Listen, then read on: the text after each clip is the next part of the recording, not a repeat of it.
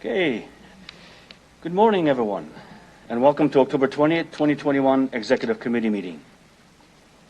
We acknowledge that we are on traditional lands of the Treaty 4 territory, a treaty signed with 35 First Nations across southern Saskatchewan and parts of Alberta and Manitoba, and the original lands of the Cree, Saulteaux, Dakota, Nakota, Lakota, and on the homeland of the Métis Nation.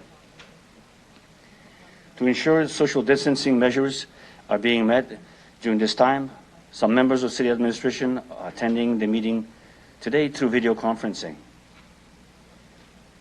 I would like to remind those who are attending through video conferencing of the following. Please ensure that your video camera and microphones are turned off. If a member of council wishes to speak, use the raised hand function to be placed into the speaking queue. When speaking, remember to unmute your microphone and enable your video camera, and all votes will be conducted with a recorded vote.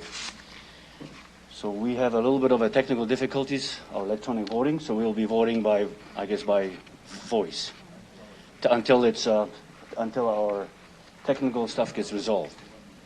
So we're just going to continue. We're going to go on with the meeting. Thank you. So can I have someone to motion to approve the agenda, please?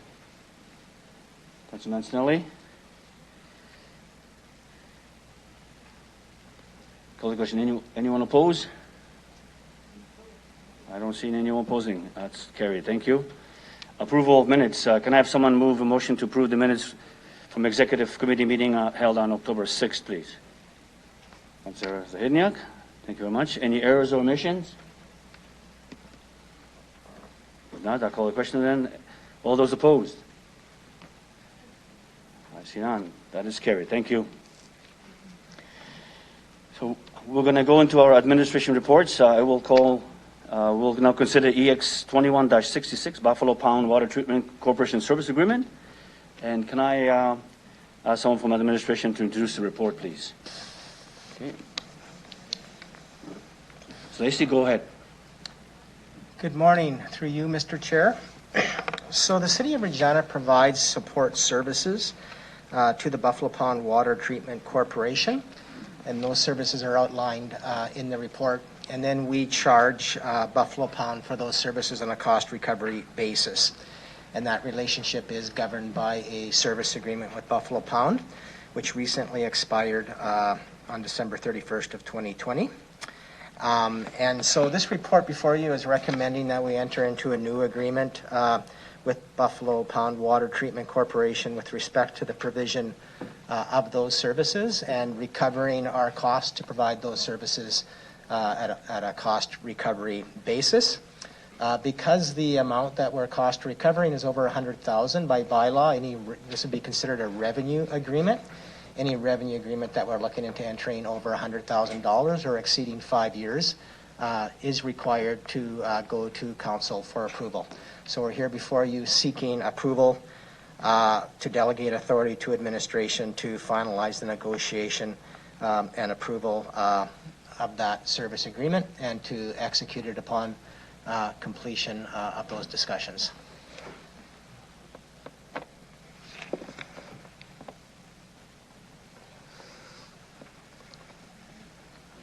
Thank you very much, Ms. Lacey. Can I have someone to move the report, please? Councillor Hawkins. Okay, any questions from the committee? Okay, hang on. Councillor Hawkins, just one second. Let me get you your microphone. Go ahead. Thank you. I support the report and I have only one question for the committee. There's been a gap between, I believe, October 2020 and now with respect to when the earlier service agreement expired. My question is just what arrangement has been made in the interim? Through you, Mr. Chair, I'll refer that question to Ms. Schultz. Okay, Ms. Schultz, you there? Yes, I am. Thank you, and through the chair, we have been continuing to work with and providing the services to Buffalo Pound based on the previous agreement. And when we work through the final negotiations of this current agreement, it will be backdated effective January 1st of 2021 so that the additional services that we've provided for things such as the additional work with the ISIP funding for the plant renewal will be covered within the agreement, and we will have a cost recovery of that. Thank you very much. Any reason for the delay? Ms. Schultz? Through the chair, the delay was really just a conversation and continuing conversations with Mr. Johnson at the Buffalo Pound Water Treatment Corporation about what are the additional services he was looking at and requesting of us so that we could ensure that we could provide those services to him. Thank you very much. As I say, I support the recommendation. Thank you, Councillor Hawkins. Any further questions set to the administration from the Executive Committee?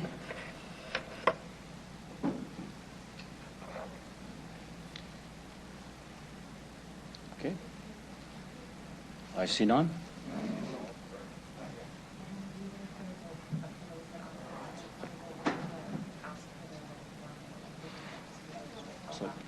So you're going to go through there?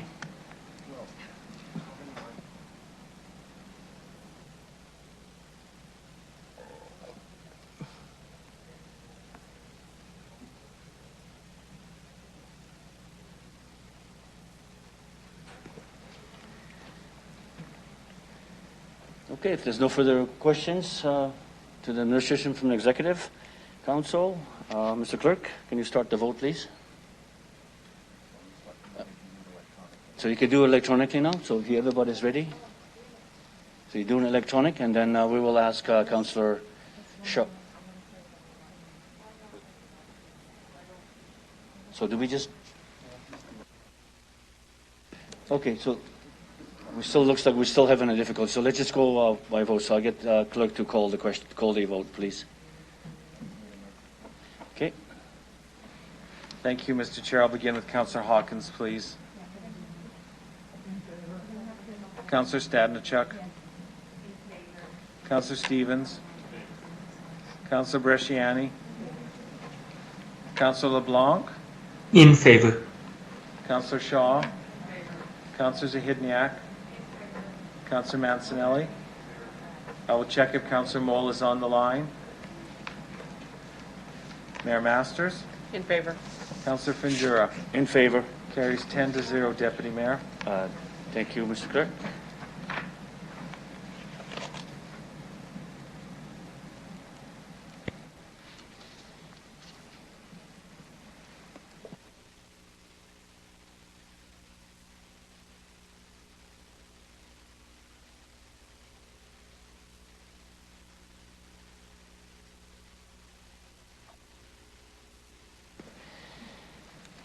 Okay, we have delegation on EX 2167.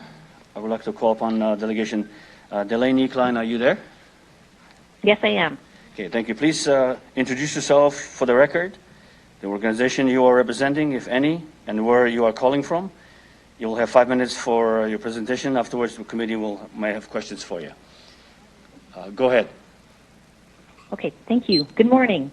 My name is Delaney Klein. I am the Supervisor of Policy Planning and Research with Regina Public Schools, and I'm calling in from Regina. Regina Public Schools just wanted to convey that we support the report that's before you today, and that we appreciate the long-standing agreement to utilize this city-owned parking lot for teacher parking at the Crescent School due to the limited parking that's available on site at that school. Parking's a challenge at this school, and the 9 spots in this parking lot are very helpful in that regard. Thank you, and I'm available for any specific questions that you might have for the school division. Okay, thank you very much for presenting. Any members have any questions for the delegation? Okay, I think who's blinking first here? I think it's Councillor Shaw. You first. Go ahead. Thank you. Through the chair, the parking spot or the parking that'll be available for the teachers, can you tell me how many spots there'll be through the chair? Klein, go ahead. Okay, so that's to me. There's 9 spots on the city-owned parking lot that are available for the school division to use. So just to follow up, will that be enough through the chair? Delaney, Klein, go ahead. Yeah. So Right now, the school on site has 15 parking spots, and the 9 spots are helpful. It appears every day we're short about 7 spots. So there's staff parking on the street close to the school to accommodate for all of the staff that are there every day. So just want to get this straight. So 15 spots are already there. This will give you another 9 spots. So that'll be 24 spots. And that's hopefully enough for, is this just the staff for the school through the chair? That's correct. So it's not enough. We do have 7 more staff that are finding spots on-street parking, so on Connaught Crescent or nearby. So we do have the need for, I think, a total of about 31 to 32 spots. There's also a daycare in the school, so 1 spot is designated to the director of that daycare, but there's also, so there's teachers, there's educational assistants, there's an admin assistant, there's a vice principal, and there's the daycare as well. So they think total of 32 spots is generally what they need on a day-to-day basis, and between the on-site and the 9 spots in the city-owned, there's about 24 spots. That's all I have. Thank you. Thank you, Councillor Shaw. Councillor Hawkins. Thank you, Chair. Through you, a couple of questions. Are the spots in the lot designated? Klein, go ahead. I'm not entirely sure by the designated.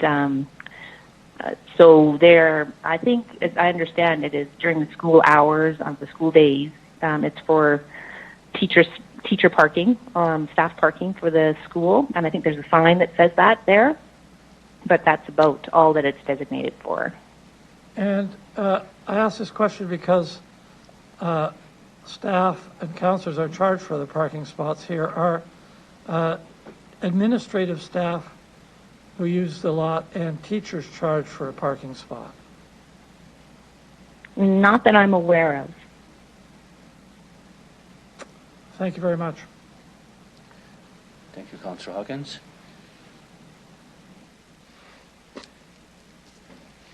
Any further questions to the delegation from the committee?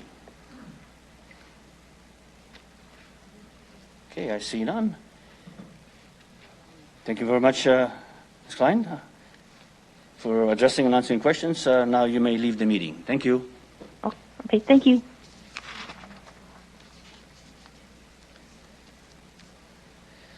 Okay, we'll consider EX 21-67. Can I have administration, someone from administration to introduce the report, please?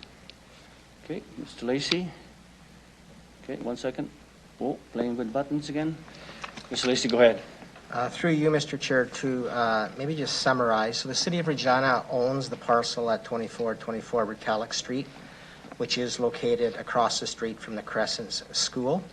The Regina Public School Board has been utilizing that parcel of land as a staff parking lot for the school for over 30 years, and it has been provided to them previously at no charge.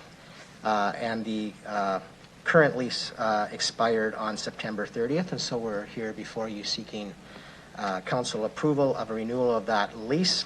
Council approval is required because it's being offered at less than fair market value, given it's being offered at a nominal value of $1, consistent with past leases with the school board. Thank you very much, Mr. Lacey. Can I have someone to move the report? Mrs. Hednia. Any questions from members to the administration on this report? Okay. Okay, who's blinking first? Mr. Stevens, go ahead. Great, thank you. It's a small parcel of land, but it is in a pretty lucrative area in terms of residential development. We also have a commitment to better use underutilized land, and that includes parking lots. Has there been any effort or examination if we could sell it, develop it, or divided amongst the residential properties that are adjacent to this parking lot? Felicia, that to you? Yeah, through you, Mr. Chair, I believe the size of this lot really doesn't make it developable, but I'll maybe refer that question to Ms. Bisdell, who may further refer it to Mr. Kravets. Is it going to Ms. Bisdale? Through the chair, thanks for the question. As Mr. Lacey indicated, the lot is too small to be developed. There has been a discussion with the school board previously about selling the lot. That wasn't executed. We have not explored subdividing it and amalgamating it with adjacent properties. Okay, thank you. I guess my position would be to oppose it and either pursue option one with the caveat that we actually first examine whether or not neighboring properties would be willing to buy it and turn it into something meaningful like a yard or other forms of development. So I understand what we're talking about here in terms of who we're leasing it to. I just think in that community in particular, another parking lot really isn't something we need, and certainly not a subsidized parking lot, so I'll leave it at that. Councillor Stevens?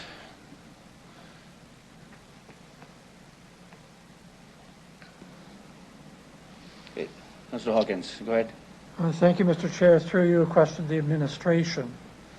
What policy considerations were taken into account by the administration in recommending that this waiver of rental fees this lease waiver of fees be recommended? Felicia, that's to you. No, through you, Mr. Chair. Maybe I'll make some comments and then ask Ms. Bisdell what was taken into consideration. I think certainly the long-standing relationship we've had with the Regina School Board with respect to the use of that parking lot as a staff parking lot drove largely bringing this recommendation forward. It's been a long-standing practice. We've had a long-standing relationship with respect to that piece of land. And I do know, as the delegate indicated, parking space is at a premium in that area.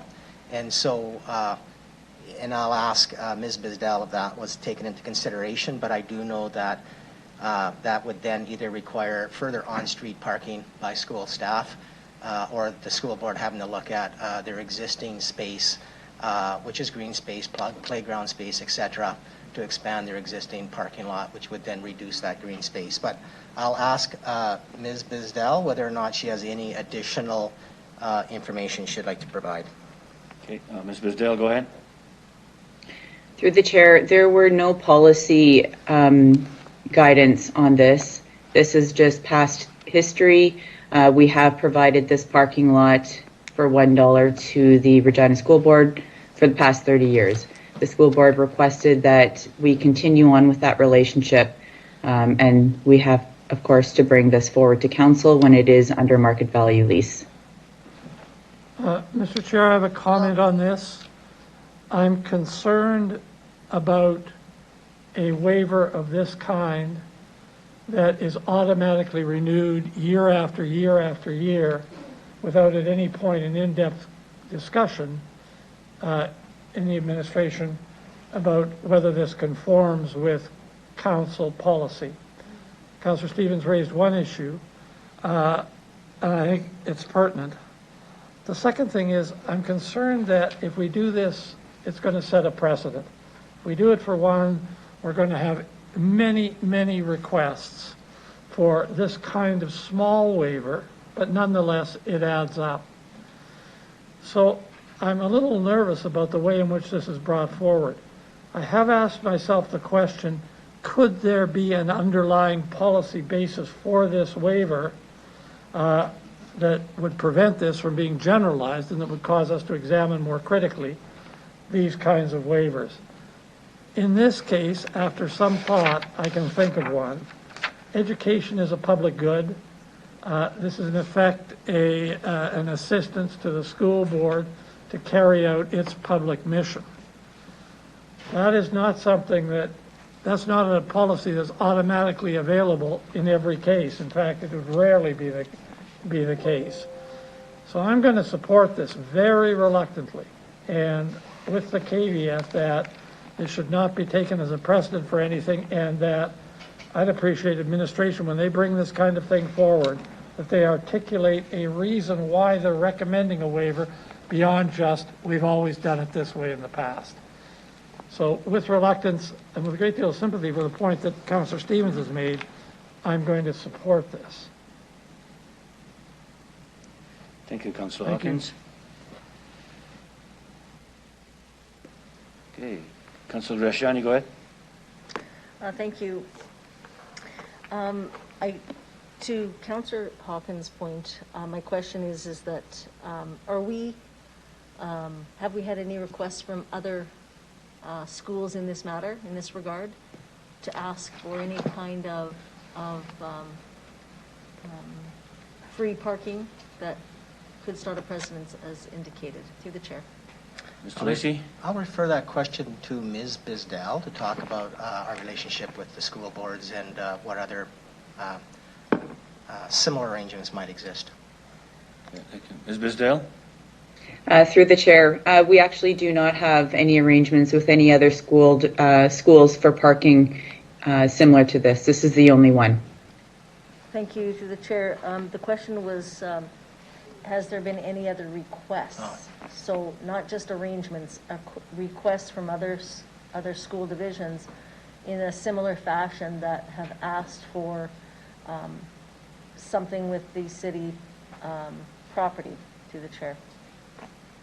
Mr. Lacy? Through the chair, I apologize. No, there has not been any request for that we are aware of at this time.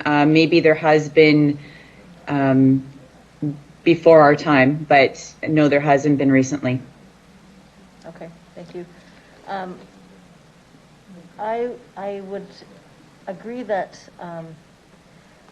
this has been something that's been going on for a long time, and we continue to just renew because we renew. And I think that there is a conversation, and I guess the question is, has there been a conversation with the school division that they actually need to find alternate parking, or that they purchase it? Through the chair.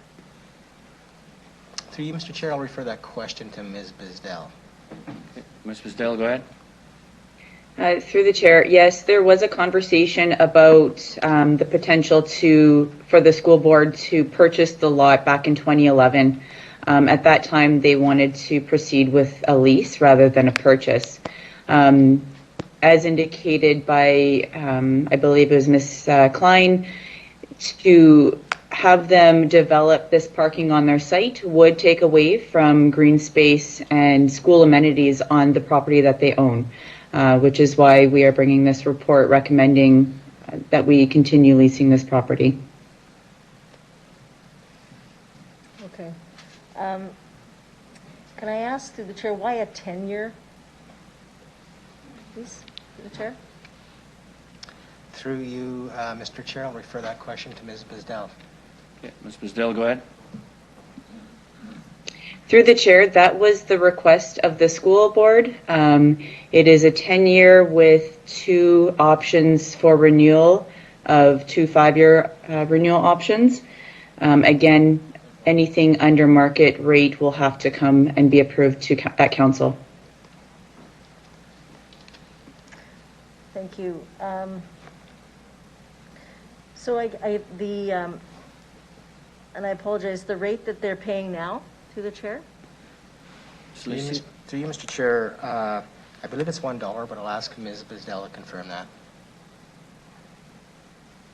Through the chair, that is correct. It is $1. So we're saying $1 is market rate? Through you, Mr. Chair, no, that's why this lease is before you, is because it is below market rate, which requires council approval. And so basically, we are providing them this land for parking purposes at a nominal value. Thank you. So I will not support this either, and the reason being is that if back in 2011 there was a conversation to not purchase it but maybe lease it, I would see that we could look at a lease that's fair.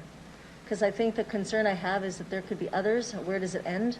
And I think that if the school board knows that they are in need of this parking for their teachers, that could be a conversation with the school division, that they actually lease the land for something more than $1. To me, I think we need to be prudent with the tax dollar, and at this time, I do believe that there should be a conversation held with the school division to say if they want this parking lot, then that should be a conversation of what a lease, an affordable lease could be. That would be my recommendation. So as it stands now for this, I will not be able to support it. Thank you. Thank you, Councillor Brasciani. What do we got here? Okay. Councillor Shaw. Thank you. Just to kind of further with Councillor Bresciani's questions, you talked about requests. Other schools haven't asked for any of their requests. My question through the chair would be, has there been requests from, say, hospitals for some type of an incentive like this or a parking lot like this for the hospitals, through the chair? Mr. Lacey? Yeah, through you, Mr. Chair, I'll again refer that question to Ms. Bisdell about whether we've gotten such requests. Okay, Ms. Dale, go ahead. Through the chair, no, we have not had any requests from any of the hospitals for parking on our land. Okay. I'm just having a real concern here with the fact that there'll be 24 parking spots for the school. We supply nothing for our nurses and our doctors, and they're constantly running out to the parking or out to the streets and moving their vehicles. But yet we don't have any consideration for them, and I understand I need the history behind what they need for a parking spot. I know that's been a question that you've been debating for many years.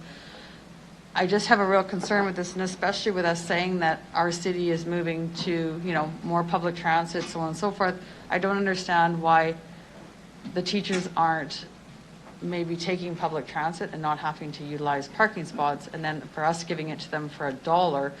I just have a real concern with that, and I can't support it the way that it is. So thank you. Okay, Mr. Holden, I'll give you the floor. Thank you. Go ahead. So through Mr. Chair, just some general comments and just a bit of background. So the school boards, for the most part, provide parking on their own land. So when they build a school, it's designed so that there's sufficient parking for their staff. There is one other recent example, and that's for the development of the replacement for Argyle and St. Pius. If council will recall, we actually sold a parcel of land across the street. And again, it's all based on, we want to be able to maximize and maintain green space. So this is a bit of a unique situation in that the parking is occurring on city land. To Councillor Stevens' point, option one does actually present the fair market value at $7,500 annually instead of $1. So that's an option that council could pursue. When we start to discuss parking for, nurses as a part of the health authority, again, the parking where we would enter into conversations if it's on city land, and we would always look at selling land if it's available, especially if it's underutilized land. Leasing, and the specifics around, the use, the purpose, etc. But there's been lots of conversations about parking in regards to SHA and hospitals. And good point. People have access to transit. We're encouraging transit. There's going to be a conversation in the future about transit master plan and driving, shifting perceptions in terms of how people move around our city. But yes, if council wants to move to a more market value based, then it would be that we would go back to the school board and say it's a $7,500 cost annually rather than the $1. Thank you, Mr. Holden. Councillor Shaw, you done? Okay. Councillor Mancinelli, go ahead. Thank you. Through the chair. I'm kind of aligning with Councillor Stevens' thought as well. I don't think that this is something that should just be done through a status quo decision, and it kind of feels that way coming through. I was wanting to change maybe the time frame or some type of options to make sure that the staff still had workaround ability. Maybe someone else could put out an amendment. I didn't really put one together yet. But the other side of this is I appreciated Mr. Holden's comments about option 1 and fair market value.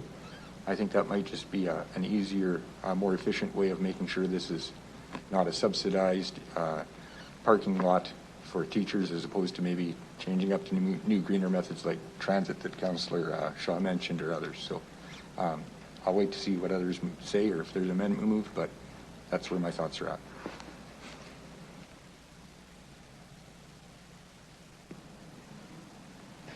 Councillor Hawkins, go ahead. Thank you, Mr. Chair. I apologize for speaking twice. I've listened to what councillors have said, and I appreciate it all. I'm going to move an amendment to this, that a one-year lease be granted at $1. That will give time for the administration to explore with the school board some kind of more defensible basis for what is to happen with this land. So I'll move an amendment to grant a one-year lease at $1. And I do that on the basis that that just gives people time to sort this out and to take into account the important points that Council's made this morning. Thank you very much, Councillor Hawkins. Are there any questions? Well, no second on executive, no. Okay, I've got some speakers here. Just 1 second. Councillor Zahid, on the amendment? Yeah. So I support that amendment. What I'm wondering, though, if we need to provide additional direction about what happens after that year is up. Are we saying that, like, is that necessary? I don't know what folks think about that, because, so we're saying we'll do a year at $1 and then what? And so I don't know if additional direction would be helpful, maybe administration, or if the mover has some thoughts on that. I'm open to a response from either. Councillor Hawkins, go ahead. Mr. Chair, my intention in moving the amendment is simply to give time, a reasonable short time, for the administration to take into account the points that have been made. I expect that in the course of that, they'll come back to us with a recommendation that acknowledges those points. I'm not sure that any specific direction needs to be given the administration. They've heard the debate, and there may be other points that councillors wish to make in the debate. Okay. And can I also hear from administration? Okay. Thank you. Okay. Mr. Lacey? No, through you, Mr. Chair. I think appreciate the motion being brought forward, giving us time to have that conversation with the school board. And I think certainly within the year we'll be back with a recommendation based on those discussions and the perspective that members here have provided us with respect to how we will approach those discussions and what the committee's concerns are. So I'm comfortable with the motion that's presented here and coming back within a year. Okay. Thanks. That's all I have. Thank you very much. What we got here? Councillor Stevens. I guess to the mover of the amendment and to administration, during that time frame, given the spirit of this motion, could administration explore giving the adjacent property owners right of first refusal to purchase it? My intention here is that this is a decommissioned parking lot and it is enveloped into the neighboring properties. Is that something you can explore within that 1 year time frame? Nobody wants it, and that's a different story. Through you, Mr. Chair, that's certainly, I think, something that we can explore. And I think in exploring that, we can get a reading of what those property owners are at. I think as well, we'd bring back what would be the implications of that as well. Okay, thank you. Okay, so that would just be part of the undertaking from with the amendment. Okay, what we got here? I think Councillor Shaw, go ahead. I appreciate this amendment, Councillor Hawkins, and I understand where it's coming from, and I can support this because the intention is that we're going to do something better within a year, and that we're not just going to say, no, this is it. So I do support this amendment. What I would like to know, though, and I guess this is through administration, in this next year, those conversations that you'll be having with the school board, if we find out that nobody else wants the land and it's adjacent people.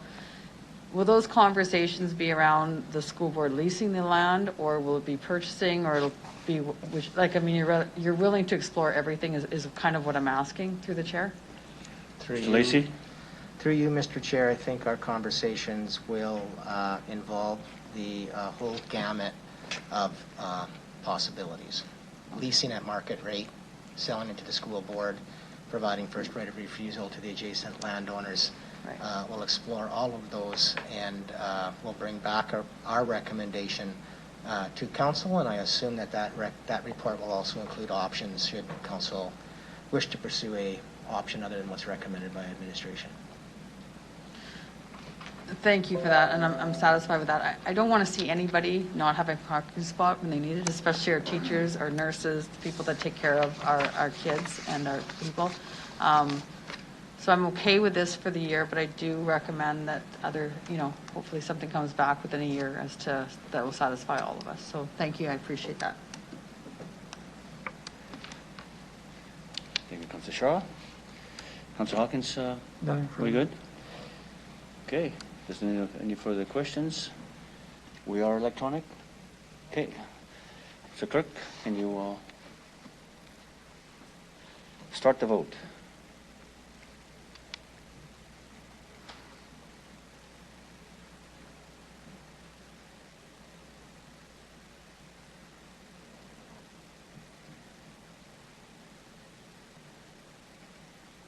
How come I'm not getting silly thing? There we go.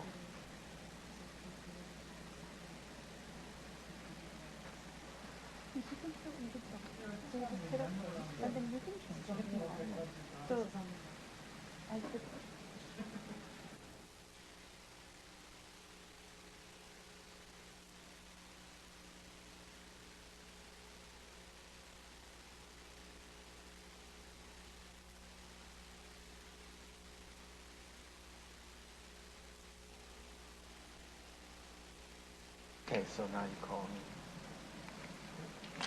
Mr. Clerk? Thank you, Deputy Mayor.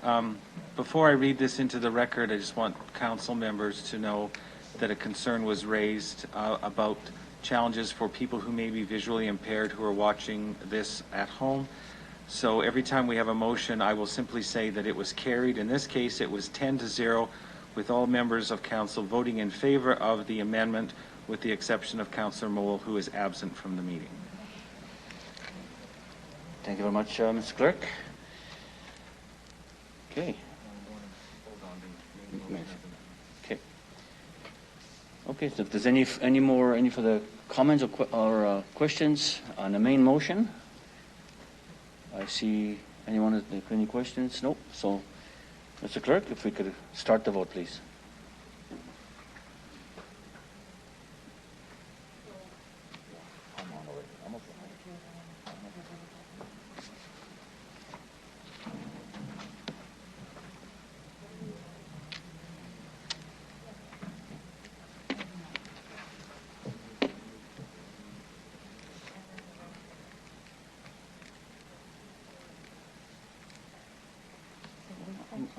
I'm good. I'm good. Yeah, that's good. Perfect. Okay. Mr. Clerk? Thank you, Mr. Deputy Mayor. Again, the motion as amended has been passed 10-0 with all members voting in favor, again with the exception of Councillor Mole, who is absent. Thank you very much, Mr. Clerk. Okay. So we will consider now EX 21-68, NORAD and SLGA lease, 418 North Albert Street. Can someone from the administration introduce this report, please? Mr. Lacy? Okay. Thank you. Through you, Mr. Chair. So the city owns another parcel of land. Just one second here. Owns another parcel of land at 418 North Albert Street. And this property is located between two lots that are owned by the Saskatchewan Liquor and Gaming Authority and NORAD Enterprises. SLJ and NORAD have leased that space for parking purposes and for SLJ, I think, access to their delivery bays for several years. This is a joint lease that we have with NORAD and SLJ previously. This lease expires on October 31st, and the businesses wish to continue to lease that property for those purposes.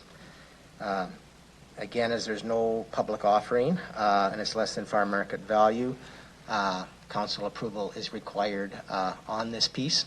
I know in the lease negotiations there were discussions, particularly one of the lessees, NORAD, had expressed concerns about the impact COVID's had on their business, and we're seeking a lease rate, at least initially, lower than the market value rate. Through those discussions, we've arrived at the proposed lease rate in the report, with it increasing 2% a year over the term of that lease to begin to move it back to what we've calculated as a market rate for this piece of land. Thank you very much, Mr. Lacey. Can I have someone to move the report? Councillor Hawkins. Just one second. Chair, I'll move that the recommendation be rejected and that the administration seek to lease this land at fair market value.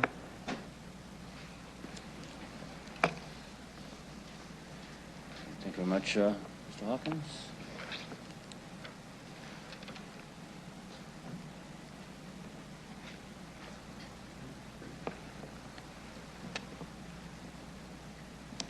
Just wait till we'll get it up on the screen.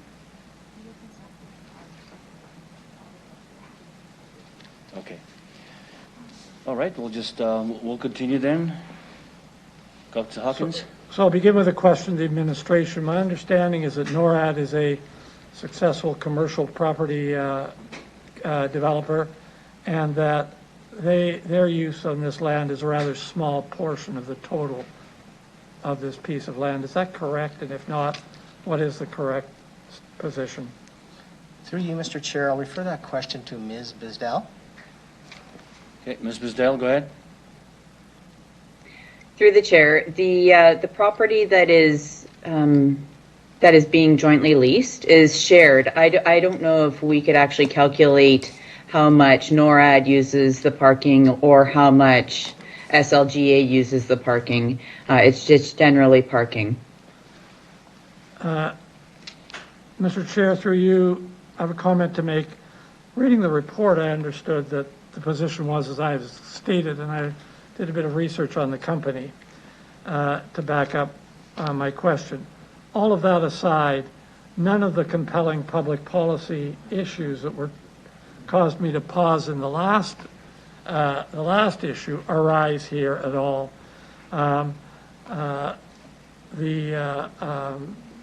SAS Liquor and Gaming can afford to pay fair market value for the land it uses. If there is an issue about companies needing help during COVID, we have other mechanisms in council for them to seek that help. This is really a small amount of money in terms of this lease, $5,000 a year, but there is a real principle here, and the principle is, as stated before, one, we should just not roll over these benefits year after year without serious examination.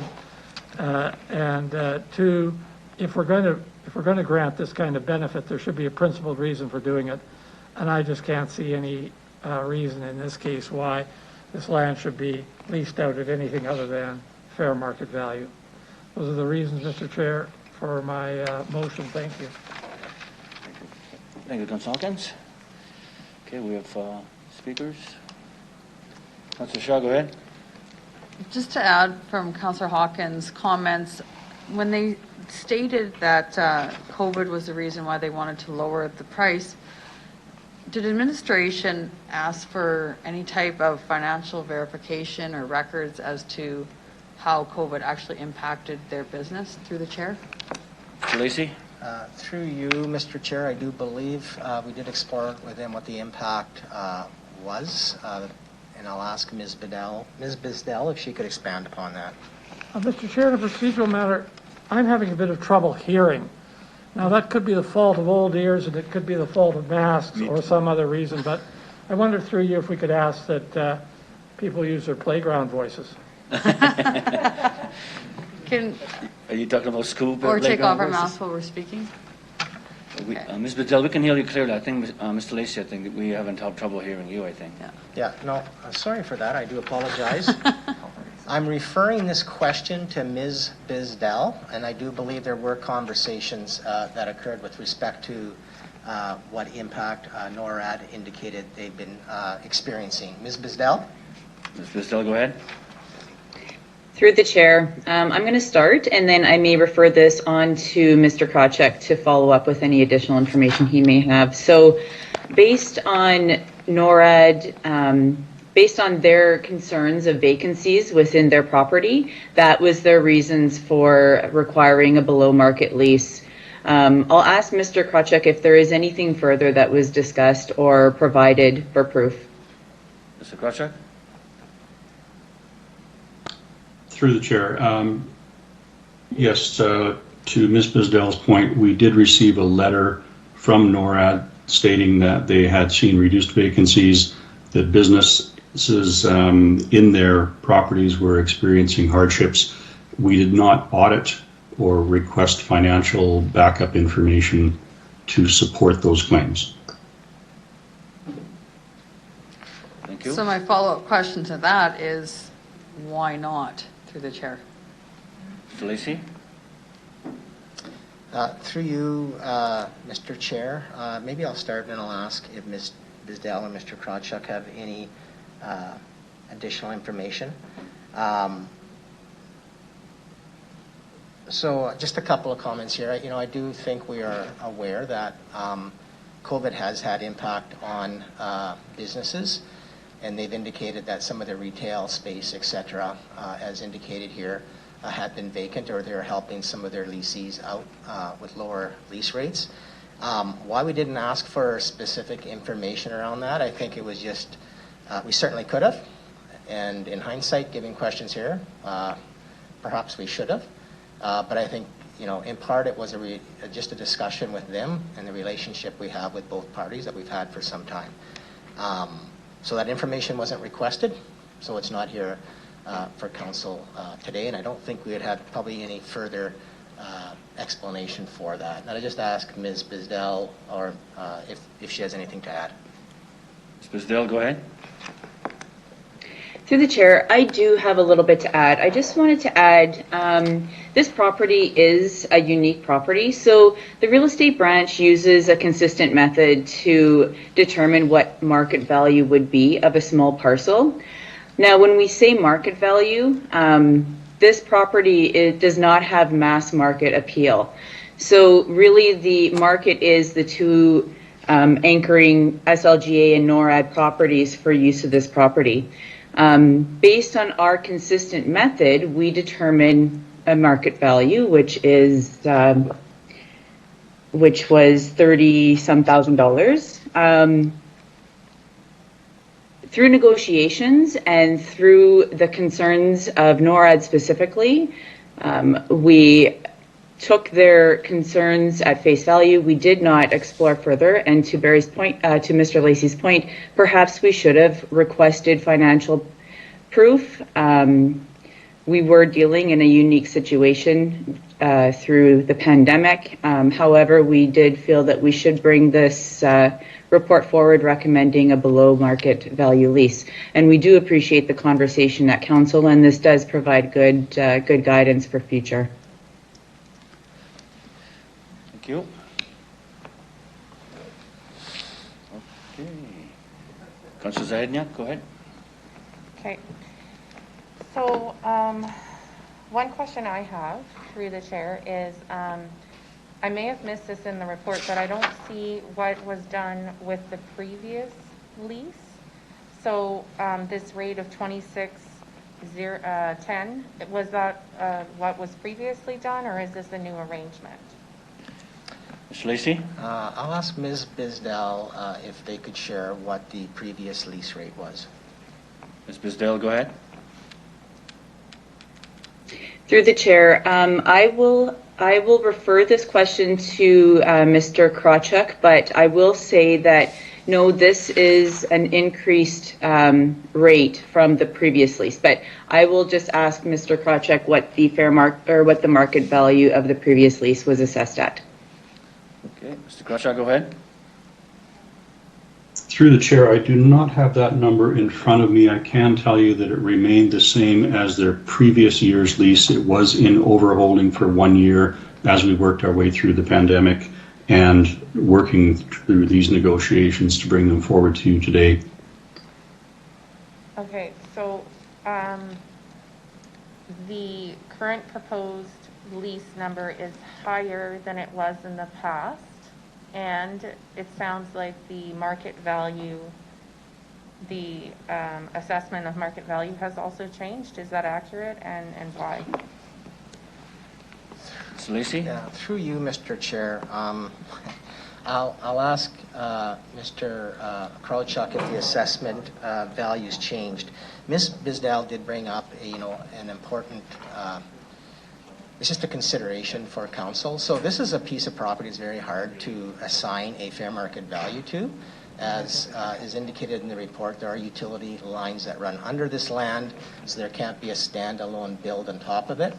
And so the reality is the only two businesses that really have access and value to the land are NORAD and SLGA.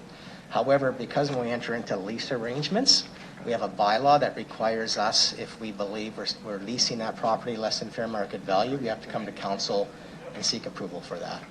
And so because this is a very unique property, I know real estate uses a formula to try and determine a proxy of what that fair market value is, but it's just a formula to help guide these type of decisions about whether or not that lease rate is within range of fair market value, and to make that determination about whether or not we need to bring that forward to committee here.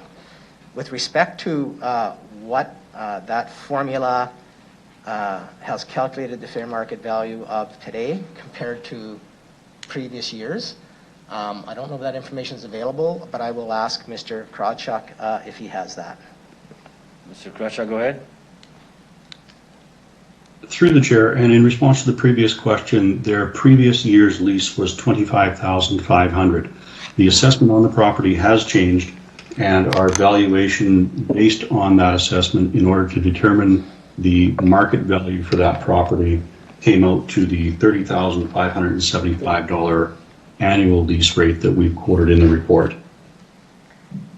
Okay, thank you. Why did the assessment of market value for the property change? Mr. Lacey, is that you? I'll refer that to Mr. Krawchuk about why that market value changed, and he might speak a little bit to the formula that they used to come out with this value. Okay, Mr. Krawchuk, go ahead. Through the chair, thank you, Mr. Lacey. So the assessment has changed since the last time that their lease was negotiated on this. In order to determine values on unique parcels like this, typically market value can be determined when there is actually more than one or two potential lessees. In this case, as has been previously mentioned, we have a captive audience, so we only have two people that could potentially lease this property, making it rather difficult to determine an exact market value. We do use a formula which is 12% of our assessed value on the property. In this case, because it is not developable, it has a large piece of infrastructure running through it, and it is not marketable to, it has no mass appeal. It's not marketable to anybody other than the adjacent property owners. We've discounted that by 30%. So again, that's how we've arrived at the market value for this particular property of $30,575 per year. I would add to that through my experience and in discussions with other realtors and with appraisers, that in some cases, market value is simply what the lessee and the lessor can agree to on a particular property when it does not have mass appeal, and we can't advertise it to the general public as being a piece of property that's available for lease. Okay, So I still have a question, which is, why did the market value change? Is it just because property values have gone up? So that's my question. Why do we have a change in the market value of the land? Give it back to Mr. Krawchuk then? for answer? Yes, I'll refer that question to Mr. Krawchuk. I'm guessing it's likely because the assessed values changed, but I'll ask Mr. Krawchuk. Mr. Krawchuk, go ahead. That's exactly right. The assessed value has changed since the last time this was leased. So the assessment changes every 4 years. And when we look at the new assessment, we use that number in order to determine the lease value. On some parcels of land which are larger and which may have mass appeal, or that we may advertise for anyone out there to lease, we may utilize the services of an appraiser. Because that's a costly exercise, we use this method of the assessed value in order to determine the lease rate on small, unique parcels such as this one. Okay, thanks. That's all I have. Thank you. Okay. Councillor Stadicek? Thank you, Deputy Mayor. So my question through the chair is regarding the 2% escalation. So I did do a quick calculation that 2% on $26,010 is $520. So it would take about 8 years to get back to the market value. So why did you select an annual of 2% increase? Through you, Mr. Chair, once again, I'll refer this question, I think, first to Ms. Bisdell. She might further refer it to provide a little bit of an overview about how we arrived at that 2% through negotiations with the two parties. Ms. Bisdell, go ahead. Through the chair, we generally use a 2% rate increase as well. This is a negotiation with the leasee in this case, and they were agreeable to a 2%. And you are correct when you say that it will take about 8 years. So beyond the initial term of, beyond the initial term of the lease agreement. Thank you. Okay, thank you. So yes, so the term is, through the chair, the term is 5 years for this proposal. So we would still be below market value at the end of the 5-year lease. Is that a question, Ms. Bisdell? Through the chair, correct. There is 2 options for renewal of an additional 5 years. Again, if at the next renewal it was below what we calculate as a market value, we would have to bring that back for council approval. My last question through the chair is whether or not, I mean, SLGA, I believe, has managed through the pandemic well, because I think people have been partaking in substances like that. But in terms of NORAD, have any of their retail space, the people in their retail space, taken part in any of the, I can't remember what our plan was called, the COVID economic recovery grants? Do we know? Mr. Lacey? To you, Mr. Chair, I'll refer that to Mr. Krawchuk. Okay, Mr. Krawchuk, go ahead. Through the chair, no, we haven't received application or contact from any of the lessees that are leasing from NORAD. Okay, that's all my questions. Thank you. Thank you. Okay, Mayor Masters, go ahead. Thank you, Mr. Chair. Through you. Could you help me understand, you're saying that we have utility right-of-way coming through this piece of property. Is that correct, is how you define it, Mr. Lacey? Mr. Lacey? Through you, Mr. Chair, it's right. We actually have a utility running underneath that piece of property. So in theory, through you, Mr. Chair, if we sold this piece of land to SLGA and asked them to lease to NORAD at whatever rate they so chose, would we have to lease back land in order to have access to that utility? Mr. Lacy? Yes, through you, Mr. Chair. I'll ask, I think the question is, if we sold the land, how will we continue to have access to that utility? Yes, sir. Under that scenario, maybe I'll ask Ms. Bisdell, she may refer to Mr. Krawchuk on exactly how that situation would be handled. Ms. Bisdell, go ahead. Through the chair, yes, if we were to sell the property, we would have to register an easement on that property in order to maintain access to our water line. So when you did the calculation of market value then, did you deduct the essential, the excuse or the exclusion of the piece of easement off the market value? Through the chair, we did not exclude that portion. What we did was we reduced that market value by 50% to recognize the encumbrance. Does that encumbrance divide the property in half? Ms. Dale? Through the chair, not exactly in half. There is a parcel picture in Appendix A. It would be, I would say it'd probably be 2/3, 1/3.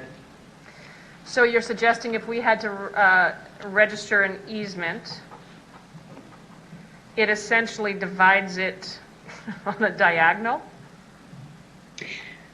Through the chair, an easement would not be a subdivision, so they would still maintain, the parcel would still remain intact. It would be one parcel. It would just be an easement for access. Understood. So easement for access, would the new owner be able to build over this utility line? Ms. Dale? Through the chair, no, they would not. So I'm going to come back again to the market value. Is the market value considering this, you're considering it only as bare land, but there's no future opportunity to really essentially build on this site excepting to the south of an easement?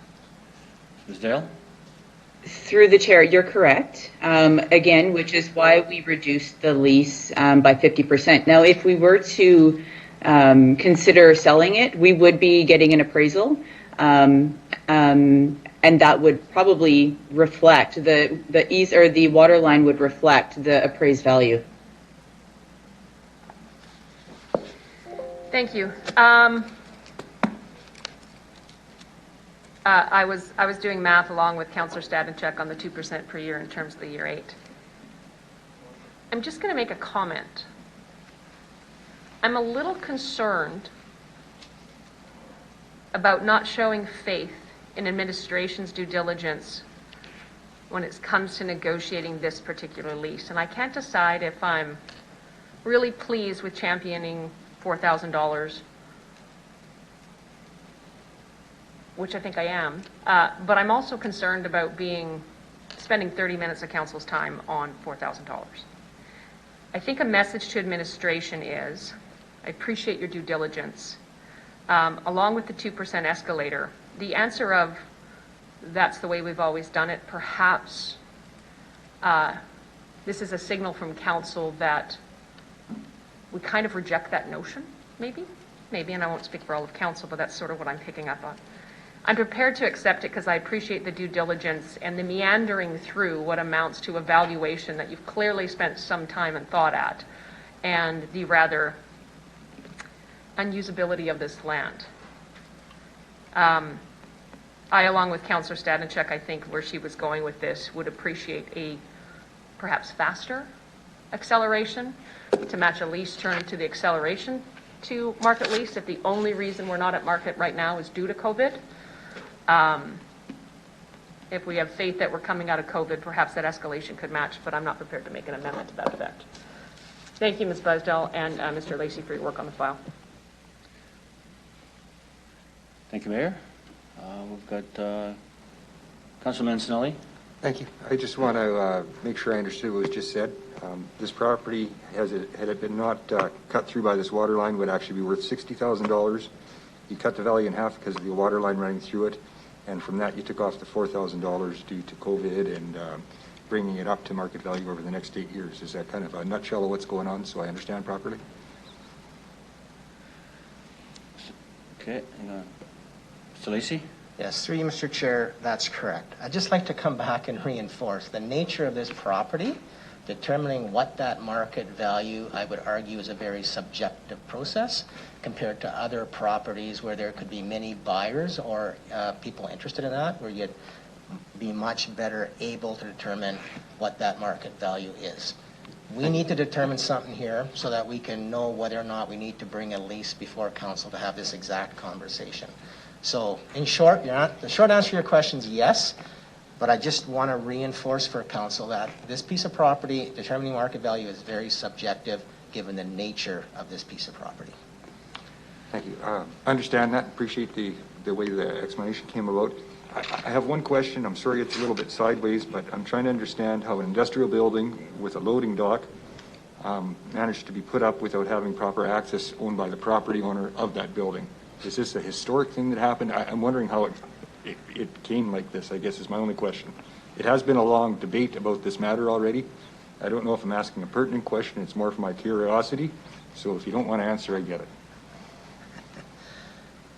Through you, Mr. Chair, that's probably more, and I'll perhaps put Ms. Howrlock on the spot. I don't know how long this property's been in place. I think the question here is, how do you approve a building being built where the loading dock, they don't have enough of their own property for a truck to access their loading dock? I don't know if you have any comment on that, Ms. Howrlock, at all. This property's probably existed for quite some time. Question might be out of line. Like I said, it was more of a curiosity. It seemed odd, so sorry if it's out of line. So Ms. Howrlock, go ahead. Through you, Mr. Chairman, I'd have to do the research on this file to find out the history of what had happened and how the building got built, et cetera. So I don't have that information at hand. Thank you. And I guess overall, I would prefer if this would be rectified with the property owner owning the property that services the property and the easement coming through for a proper solution to this overall, or these type of circumstances. That's really where I'd like to see the solution. So the responsibility lies in with the value of the building that has, with the building that has a value to it. So that's my only comments. Thank you. Thank you, Councilor Messinelli. Councilor LeBlanc. Thank you. I'm going to support Councillor Hawkins' motion. My view is that speculation about market value is always fictional until you get money in the bank. So I think what that means is we as landlord are looking to get as much cash as we can from the tenant from this property. That's the result of negotiation. As I read this motion, if the number we can get is $30,575, great. If the most we can get is 26, that's where we're at. And so I think this just gives administration direction to get us the best deal we can, to not give a subsidy of any sort. And so I do support that. And if the reality is the most we can get is 26, so be it. But I'll support administration getting what we can. Thank you. Thank you. Mr. Stevens? Yeah, just a question about the next step in the process. They have until essentially council, if we go ahead with this amendment, I'd rather get $26,000 than nothing. So this would essentially be a counteroffer that we would propose. Could then the lessees suggest that they'll just not sign at all? Like, would this window allow administration to continue negotiation? Sadly, we're negotiating in public, but that's how this process works. What would be the next step? Mr. Lacey, go ahead. Yes, through you, Mr. Chair, I'll perhaps ask Ms. Bisdell what she foresees the next steps being. Should the motion on the floor pass by council, what steps they would take on this piece. Through the chair. Yes, we would go back to the lessees, notify them of council's direction and decision, and we would open up negotiations again. Okay, thank you. Okay. Councilor Zaidnia, go ahead. Thank you. What I'm wondering is then, if this amendment passes, is the assessment for fair market value, will it be the assessment that the administration has already attained, or will a different process be pursued? Through the chair, please. Mr. Lacey. Through you, Mr. Chair, we use the formula that Mr. Krawchuk articulated. on these type of properties. I do not see us changing that. Once again, that is subjective, given the very, very unique nature of this property. As Ms. Bizdell has indicated, we'll go back to these two businesses and indicate that, council has directed us to enter into discussions to achieve a lease that's at fair market value, which is what we've calculated. Like I say, it's subjective. We'll see where those conversations go, and if we're unable to reach agreement, then we'll come back and report that back to council. Hopefully we can achieve agreement, and so we'll come back then with a lease that is reflective of this calculation that we have for fair market value. Okay, thank you. Thank you. Anyone else? If I give it back to Councillor Hawkins. Thank you, Mr. Chair. It's been an important discussion, I believe. A couple of points. One is, it's fairly clear that not much due diligence was done with respect to the COVID claim. And I think that sets a dangerous precedent. Secondly, with discussion about the fair market value, with discussion about the land is unique. It is unique because it's got an easement running through it that prevents you building on the totality of the land. But it's unique in another sense. It's very unique to those people using the tandem delivery trucks, because it's the only way they can put goods into take goods out and put goods into their property. So there's uniqueness on both sides. And I think that that uniqueness has been recognized by the administration by cutting the assessed value in half, 50%. So on the uniqueness argument, it's a wash. On the fact that market value is very subjective, I would say this. The administration does have a formula. There's a rational basis for the formula. It's based on the assessed value. Now, I don't think I hear the administration saying to the public that their property taxes, which are based on the assessed value of their lands, is all very subjective. I agree it's difficult, and if we had a different system of taxation, I'd be happy. But the reality is we do have a system for assessing market value, and I think it should be used in this case, in part because it's the best system we've got, even if it's not perfect. With respect to the inflation rate, this is a broader implication for council. The inflation rate is not 2% going forward. This morning we found out in year over year in Canada was 4.4%, 3.2% in Saskatchewan. We know that the American inflation rate last month, I believe, was 4.3%, and the Canadian inflation rate the month before that was 4.1%. My recommendation would be that nobody should use 2% anymore for figuring out these kinds of numbers. I don't know whether the number is 3 or 4 or 5, but it isn't 2. That boat sailed. So we have a lot of variables here, and all this motion is saying is that in light of those variables, I would ask council to ask the administration to at least go back and try and get fair market value, which is, after all, a real value in the sense that that's the benchmark that the law requires the administration to bring back to us. So more work needs to be done here. I'd ask for support for the motion. Thank you very much, Councillor Hawkins. You've closed. So, Mr. Clerk, can we start the vote on the motion? So, get microphones on everybody. Where are we?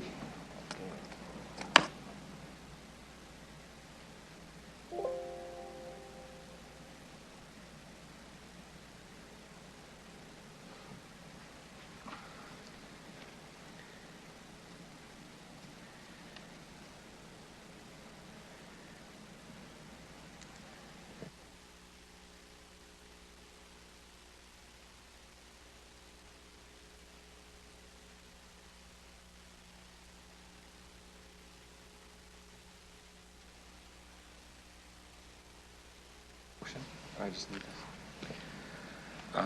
Okay, Mr. Clerk. Mr. Deputy Mayor, the vote is carried 9-1. Those in favor are Councillors Hawkins, Bresciani, Shaw, Findura, Mayor Masters, Councillors Stevens, LeBlanc, Zakidniak, and Mancinelli. Councillor Stadenchuk voted against, and as mentioned, Councillor Moule is absent. Thank you very much, Mr. Clerk. Thank you, everyone. Okay, we're going to continue. This, we'll now consider EX 2169, application for title 2020 and 2021 liens. So if I may ask someone from administration to introduce the report, I believe. Mr. Lacey. Go ahead. Yes, thank you through you, Mr. Chair. So the report before you is seeking council approval as is required under the Tax Enforcement Act to serve 6-month notice and proceed with additional tax enforcement on properties where the City of Regina has registered a tax lien in 2020 and in 2021 for tax arrears and arrears and where those arrears have not been paid. So with respect to that, typically this is a process we do annually, but given COVID in 2020, we did not proceed with this step under the legislation in 2020, but we are here before you today proposing now that we proceed with serving that 6-month notice for both the 2020 and 2021 taxes in arrears. Maybe some background on this, because I've received a couple of inquiries from councillors in preparation of this report. The overall taxes outstanding, so people that have not paid their taxes, is about 2.7% outstanding, and this is pretty consistent with what we've seen in previous years prior to COVID. And so these are the properties where tax notices have been issued and they've not yet made payment on their taxes. Secondly, the total value of outstanding taxes on these properties are $4.4 million. We have checked with other cities in Saskatchewan and where they're at in the tax enforcement process, and they have moved forward with the 6-month notice and tax enforcement process, including the City of Saskatoon. So this would not be out of step with respect to where other cities have gone with respect to implementing this step. And what this step really does is we have been working with these outstanding property owners to seek payment on their outstanding taxes.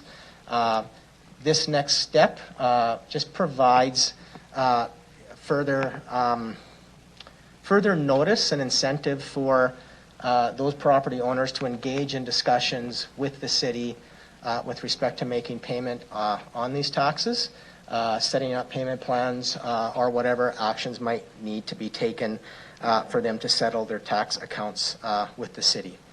I would note as well that we have been, as a city, very successful in collecting on outstanding taxes.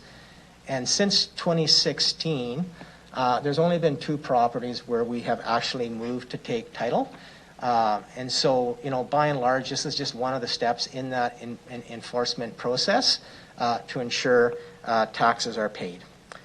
The second piece in the report is that there are 3 mobile home accounts that have been deemed uncollectible.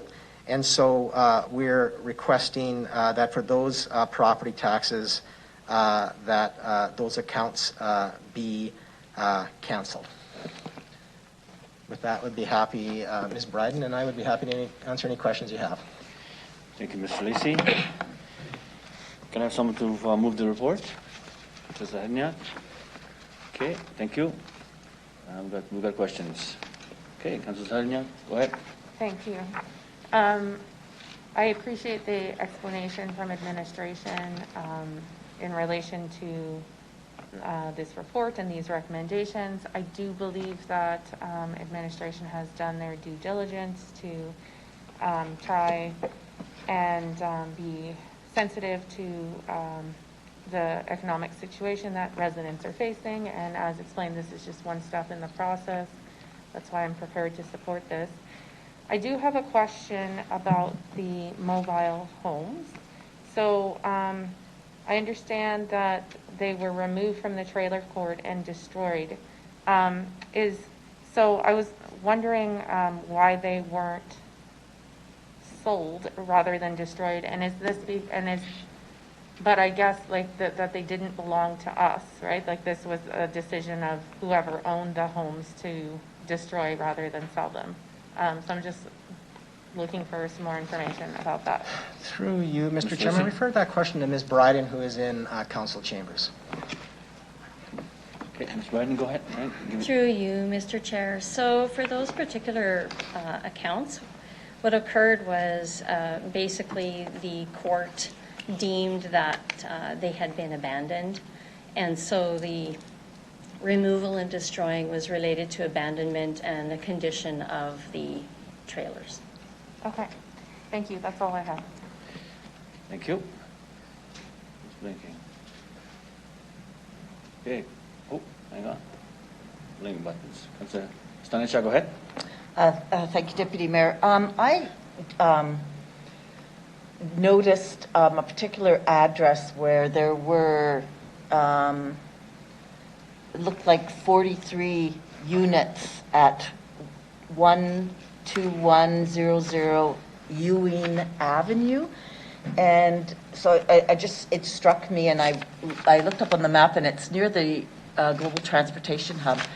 Do you have any information on what kind of a property this is, that it's so, that so many units, 43 units are in tax arrears? Ms. Lacy? I'll refer that question to Ms. Bryden, through you, Mr. Chair. Okay, Ms. Bryden, go ahead. Thank you, through the chair. So that is an industrial mall, condo mall. Oh, okay. That you're referring to in the GTH. So it's an industrial mall with 43 units, and all of them are empty, through the chair? So it's set up as an industrial condo, I believe, and it is. I'm not sure. I think it is vacant at this point in time. It is all owned by one entity. Okay, that's all. I just noticed that address and was curious. Thank you. Thank you. Councillor Graciani, go ahead.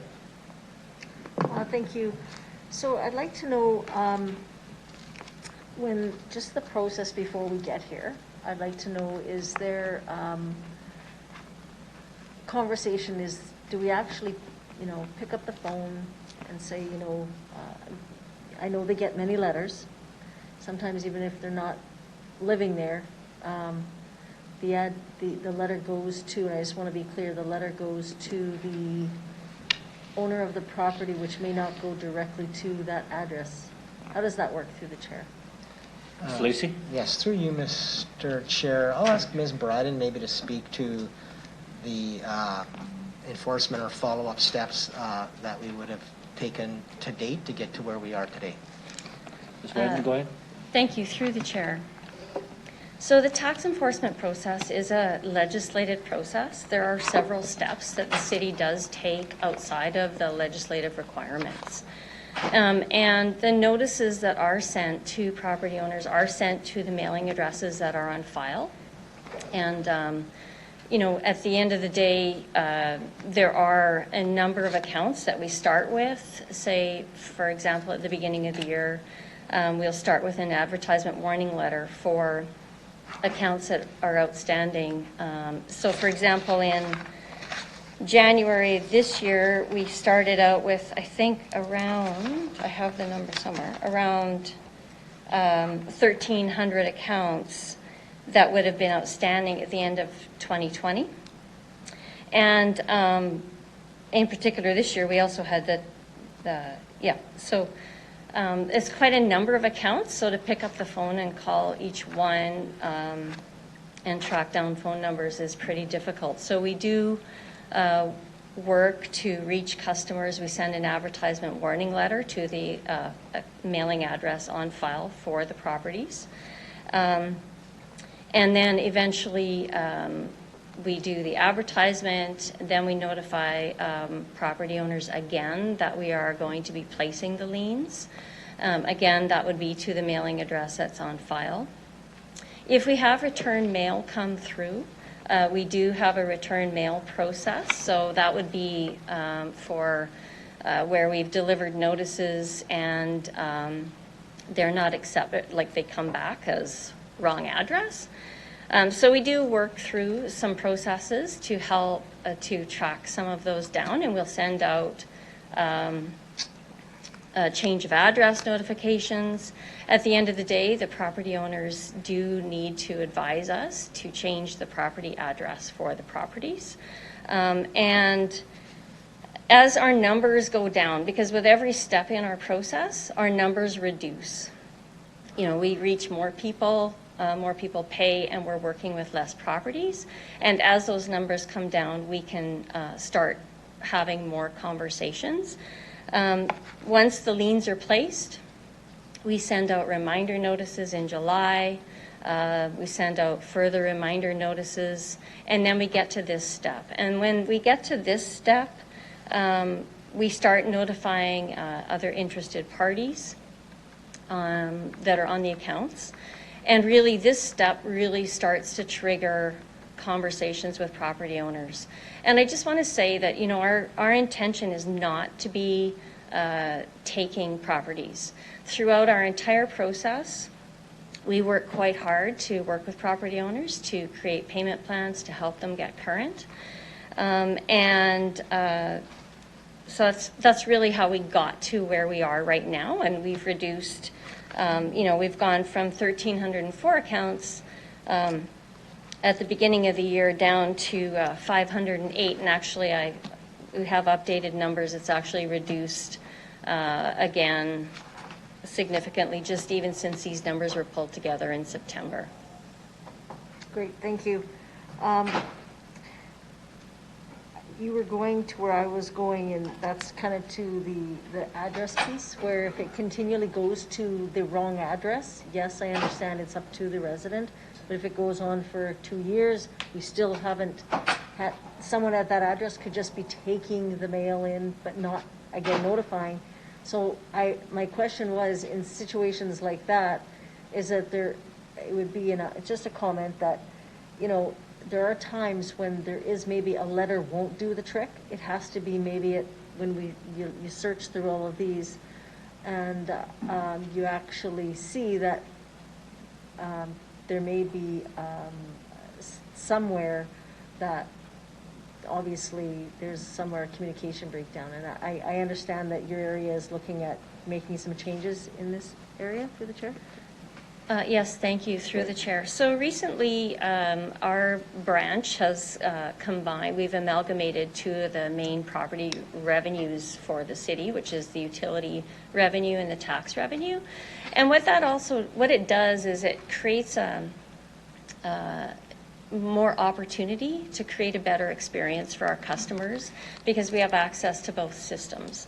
And so, you know, when we get things like return mail, or when we're working with customers or trying to find customers, it's just easier to start looking in both places to try and connect some dots for those customers. Having said that, we do have limited resources, and so when we have a higher volume of accounts, like 1,300, for example, in January, it's really difficult to start doing that on an account-by-account basis. And when we move along through the process and those accounts are reduced, we can spend more specific time creating a file, and then we can actually do some of that real investigative work. Yeah, good. Thank you. I appreciate the work the city has done. Thank you. Okay, Councillor Stevens. Thank you, through the chair. The list of properties, there's a high concentration in certain neighborhoods. Many of these properties are in low economic areas like North Central. I'm curious what kind of power this gives us to rectify other problems that might be associated with those properties. If it is substandard and requires demolition, if it requires work that would actually make the house suitable, can we align the work of this department with, say, bylaw to ensure that the property is brought up to a certain standard along with this enforcement process, or that it's demolished if it is not? Mr. Lacey? Through you, Mr. Chair, I will refer that question to Ms. Bryden. It's been a long day already, Barry, I get it. I'm there. It's too cold outside. Okay. Ms. Bryden, go ahead. Thank you, through the chair. So just in response, Councillor Stevens, the tax enforcement process, we can't really force property owners to, through our process, to improve conditions on their properties, and that does more fall to bylaw. What does happen quite frequently is bylaw does do that work, and we end up, the collection process for collecting for that work ends up on the tax roll. So that, we do work collaboratively, but we can't, through our process, force any kind of conditions for the property. Okay, thank you. Let's say that COVID has produced an anomaly here, and instead of the 2 properties that we've ended up taking since 2016, it's a higher number. What kind of strategy do we have in place? Barry, you and I have exchanged some notes about this, to do something with those properties. Either, again, demolish them if they're unfit, wrap them into, say, the social development reserve, or wrap it into our community wellness plan, or is it just we just get the money from the taxes owed and move on? I'm curious if there's an opportunity here to do something bigger with these properties if they do fall into our hands. Can you comment on that, please? Ms. Lacey, to you, or okay, hang on. Go ahead. So through you, Mr. Chair, I'll just make a quick comment, and then I'll refer to Ms. Bryden to maybe further expand. So the next step in this process would be go to the municipal board, I think, and seek an order then to move to taking title. I do appreciate the type of properties you're talking about, Councillor Stevens. I understand that often when we go to the municipal board and the order is issued, that when we do take title and then attempt to sell to recoup our taxes, if there's any excess dollars that it goes to the owners. And so I think in large part what I'm saying here depends on what the order from the municipal board states, but I'll ask maybe Ms. Bryden to expand upon what our abilities would be along the lines of your inquiry, Councillor Stevens, with respect to whether there's other actions we could take with respect to the property if it moved to that stage. Ms. Bryden, go ahead. Thank you, through the chair. So as Mr. Lacey stated, once we take title, 99.99% of the time there is a conditional order on the property, which means that if we, when we take title, we attempt to sell it. If we sell it, any outstanding funds do go back to the previous owner. If the property doesn't sell, it can sit in our inventory. When property's in our inventory, then we can make choices about working with like Habitat for Humanity, which we've done in the past, to help sell those properties, and we are already having those conversations, and we do that right now. In the case of properties where the condition is poor and we take title, if it is poor and we have the proper orders in place, we do go ahead and do the demolition, and that does get added to the cost of the property. So we are kind of having those conversations already. I don't think that there is a formal process around that, and I know Mr. Krawchuk is on the line, so if there was further questions, I'm sure he could answer that. Okay. Thank you. My final question, we've spent the balance of this meeting, I think, talking about negotiating with property owners over the use of space. A lot of people have fallen on hard times. Our interest rate for taxes owed is quite high. Is there negotiating space with residents who can demonstrate that they have been negatively affected by COVID to suspend some of that interest, to reduce it? What room do they have if they can actually demonstrate a pandemic-related problem?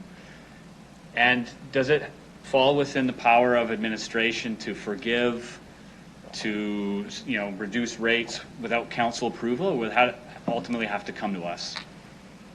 Mr. Lacey? Through you, Mr. Chair, I'll ask Ms. Bryden to speak to the the specifics of that. The rate is set through bylaw, so there are some restrictions on what administration can do. Ms. Bryden?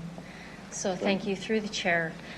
The way taxes work, basically, administration does not have any authority to adjust tax penalties or exemptions or abatements of any type.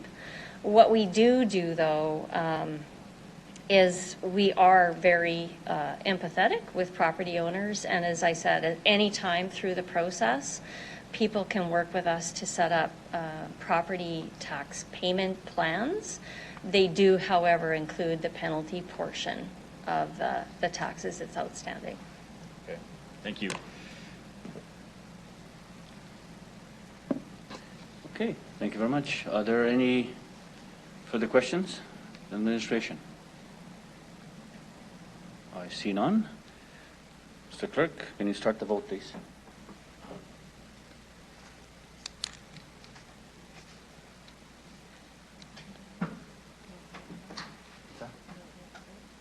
Yes.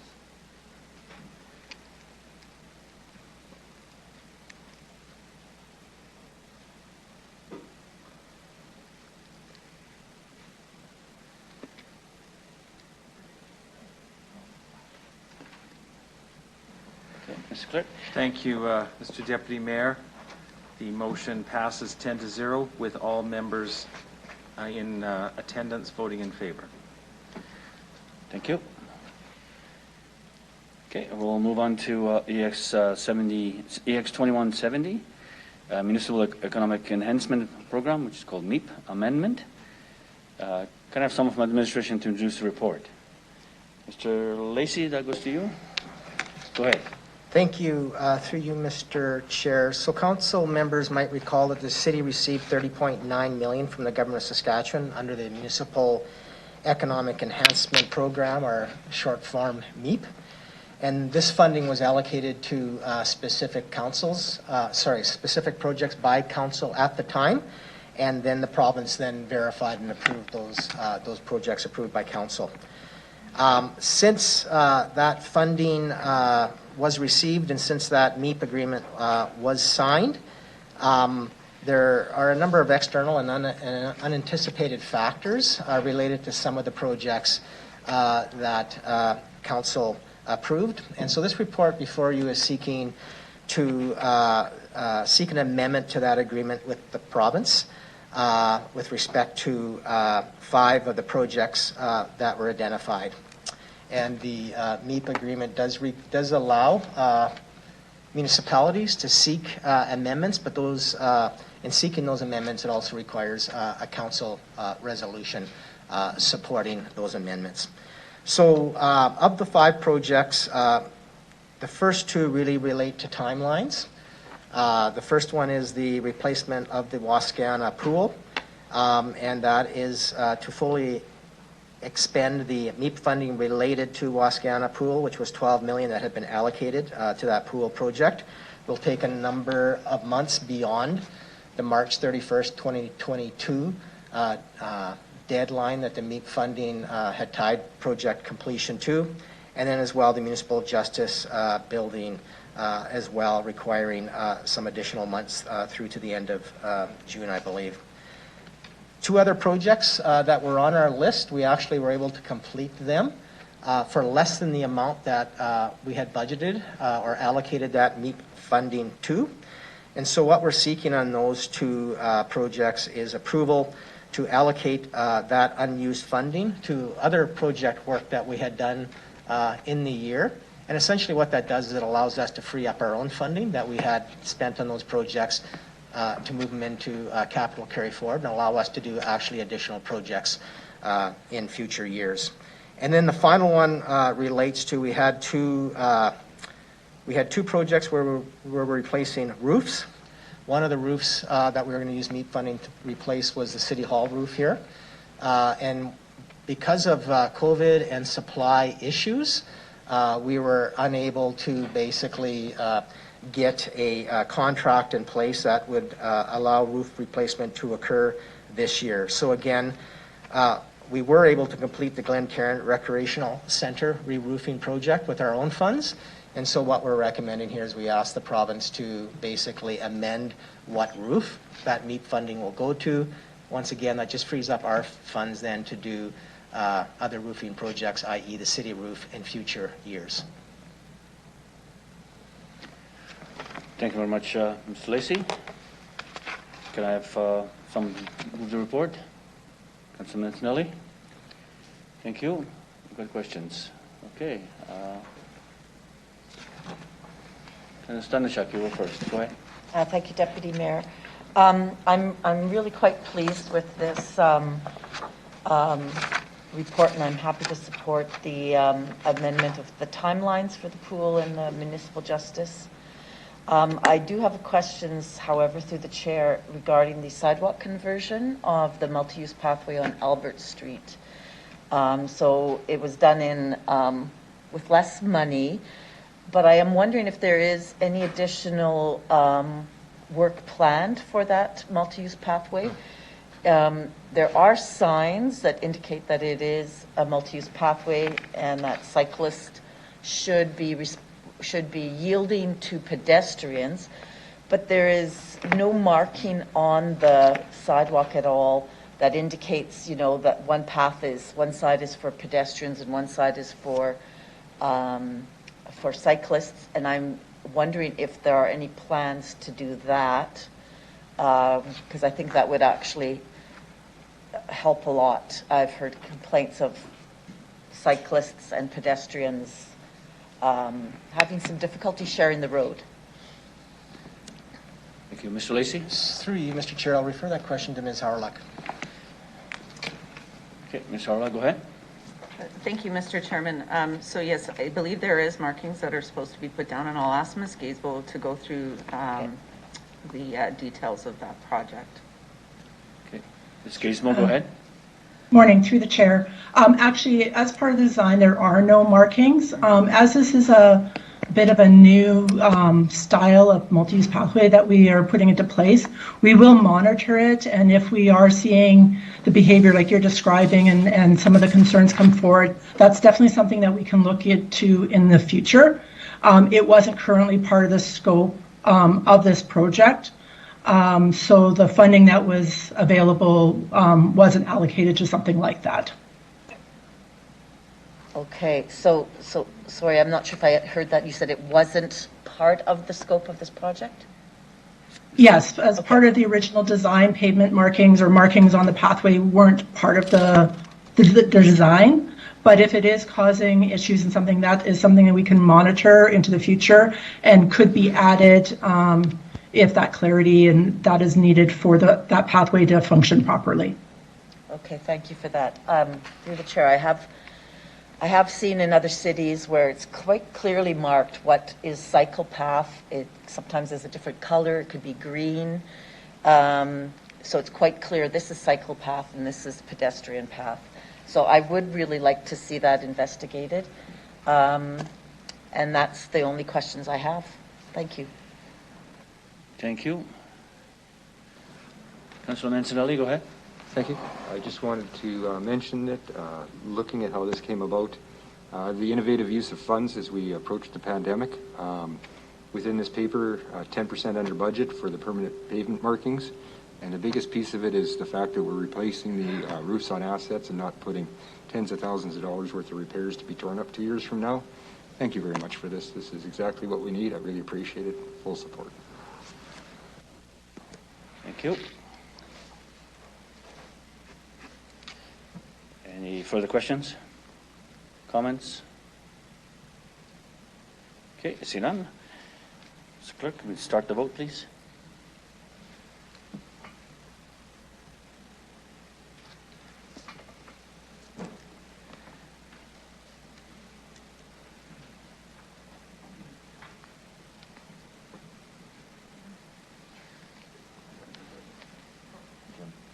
There's no presentation, right? Okay. Mr. Clerk? Thank you, Deputy Mayor. The motion carries 10-0 with all members present voting in favor, with the exception of Councillor Moll, who is absent. Thank you, Mr. Clerk. Okay.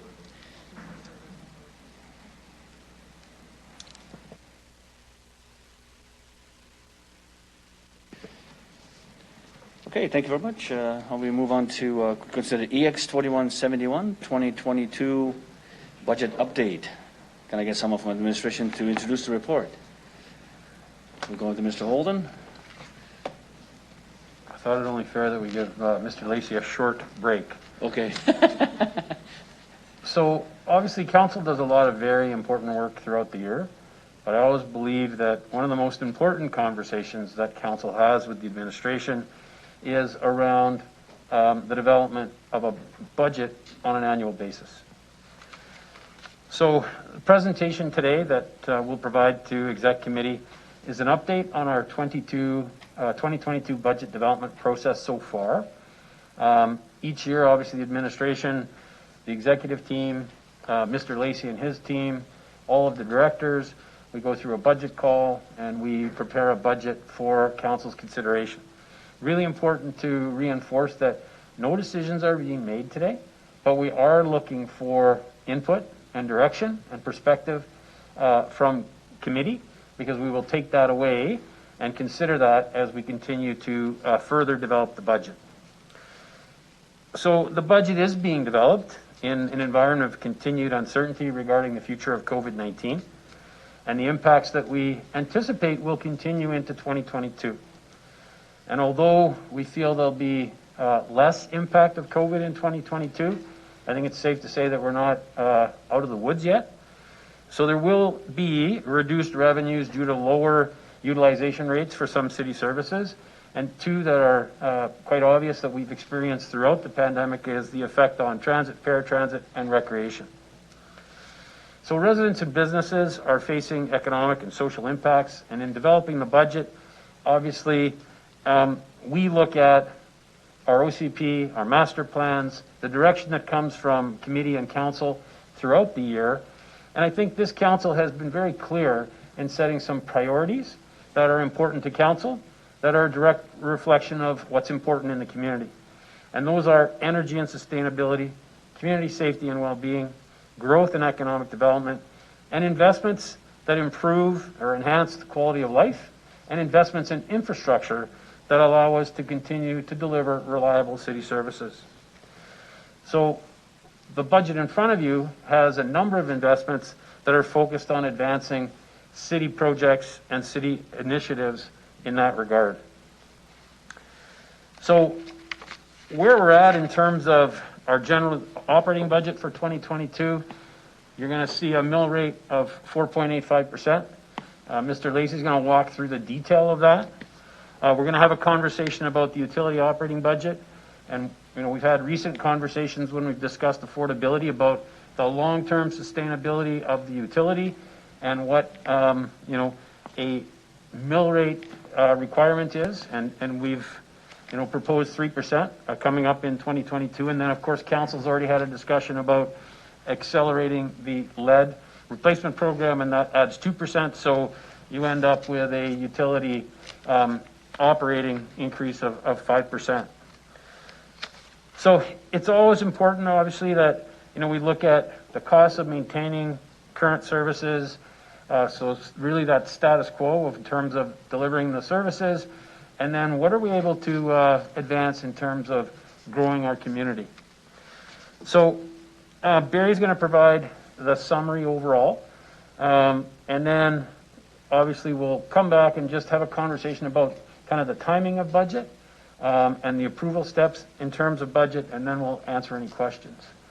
So I'll turn it over to Barry, and he'll walk you through some of the detail that's in the report. Mr. Lacey, go ahead. Thank you. Through you, Mr. Chair. So I will maybe just direct committee members to page 3 of the report, where there's a table that summarizes where we're at currently in the budget development process.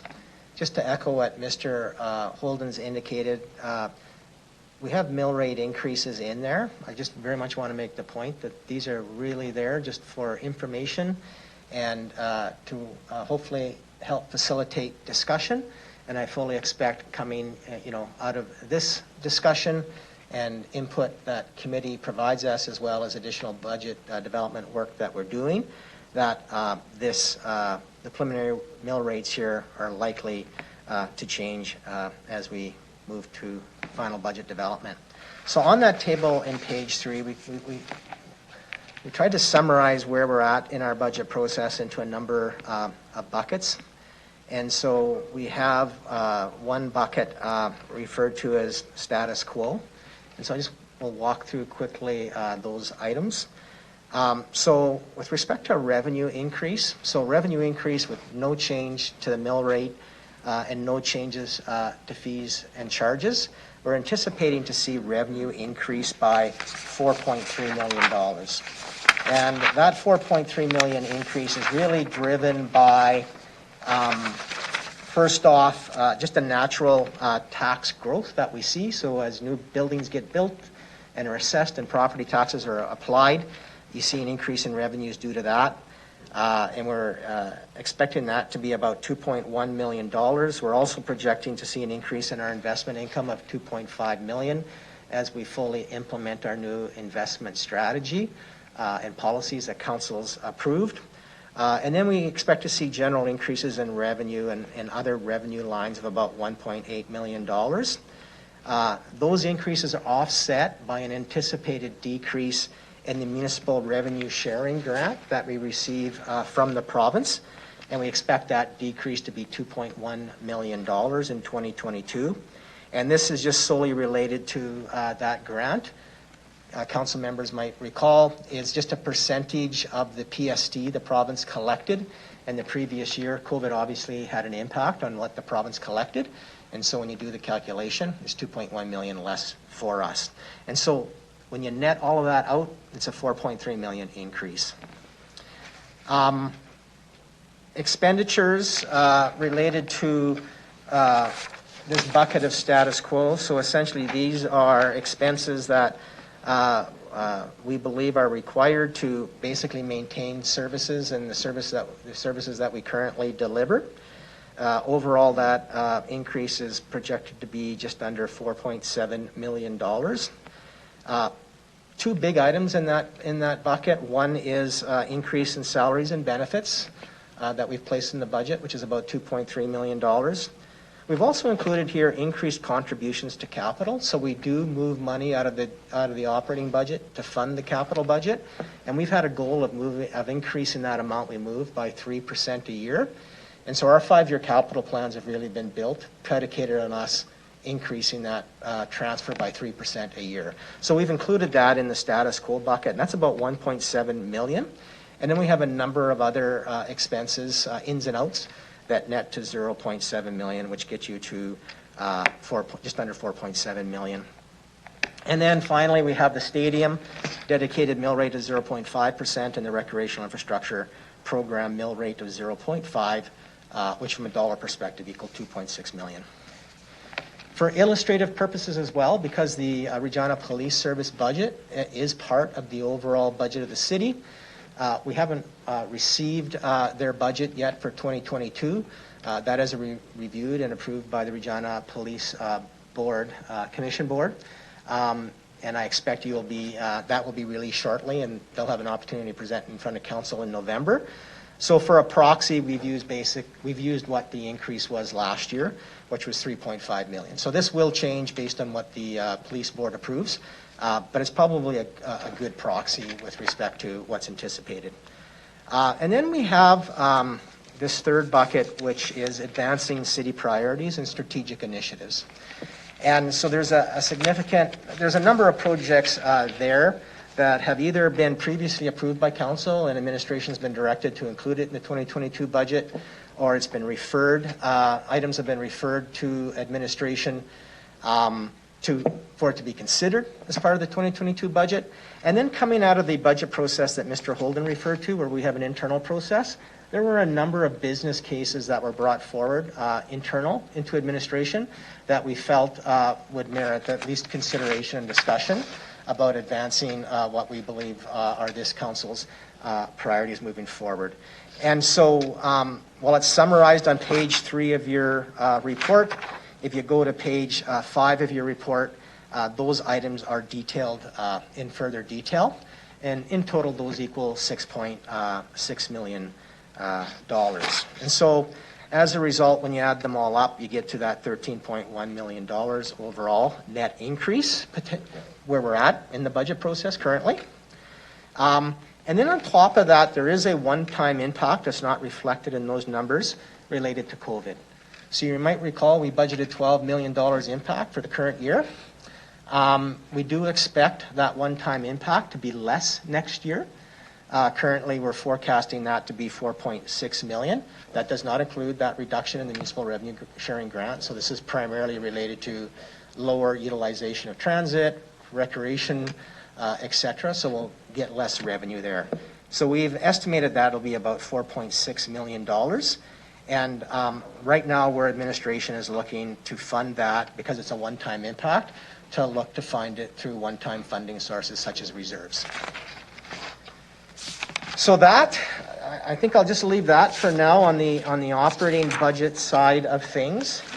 And maybe I'll just speak briefly to, just give me a second here, the utility operating budget. I think Mr. Holden has summarized that already. Council has previously approved a 2% increase in the utility rate. And as well, the modeling that we're doing is where we will likely be recommending a 3% increase in the utility rate as well to fund the ongoing operations maintenance and capital plan of the utility. So 3 and 2 is 5%.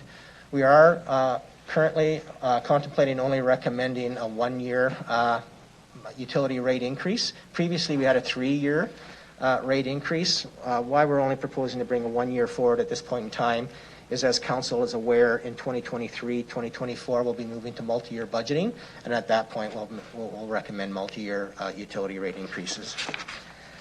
On the capital plan for the general fund, I would just point out a couple of things to council on that, and that's described in a table on page 9. So council will remember, council approves a 5-year capital plan. So in the budget book for 2020, there is a list of projects that we had intended to fund in 2022. But every year as we go through the budget process, there are amendments and updates to that plan. And so we're anticipating that 2022, compared to what you see in the budget book, will be about $20 million higher. And that's because over the course of the year, we've identified a number of changes to that 2022 plan that we believe are necessary to advance a number of priorities. And we have a table there that summarizes a significant portion of those changes and what the impacts are. In order to do that, there's been additions like Saskatchewan Drive corridor improvements that relates to potential land purchases to make that happen. You see fire stations in there as well. That's about land acquisition in anticipation of what the Fire Master Plan will recommend when it comes forward. There will be needing to be offsetting impacts to be able to fund those increases in the capital budget. So, for example, facility asset management program has been adjusted slightly downwards. And a significant benefit to us in balancing that capital budget is in this year, the federal government did provide an additional one-time increase in the gas tax funding of $13 million. And so we will be allocating that money through this budget process, which will help fund some of that needed increase in the capital plan. So I think with that, I will maybe turn it back to Mr. Holden and maybe just to make a few comments about coming out of this discussion today. What are kind of the next steps council can expect to see for us to get to a completion of the budget process? Mr. Holden, go ahead. So thank you, and through you, Mr. Chair. So just to reinforce, today is really about an input. As Mr. Lacey's indicated, the 4.85 is really where we're at in terms of our proposed discussions at this point. And depending on feedback today, obviously we might receive some direction to go back and revisit that. And there are options to prioritize, there are options to look at phase-in. So we'll look forward to that conversation in the Q&A. But just in terms of next steps, so Mr. Lacey mentioned that in November, you'll hear from a number of our service partners. Those presentations are planned for November 17th.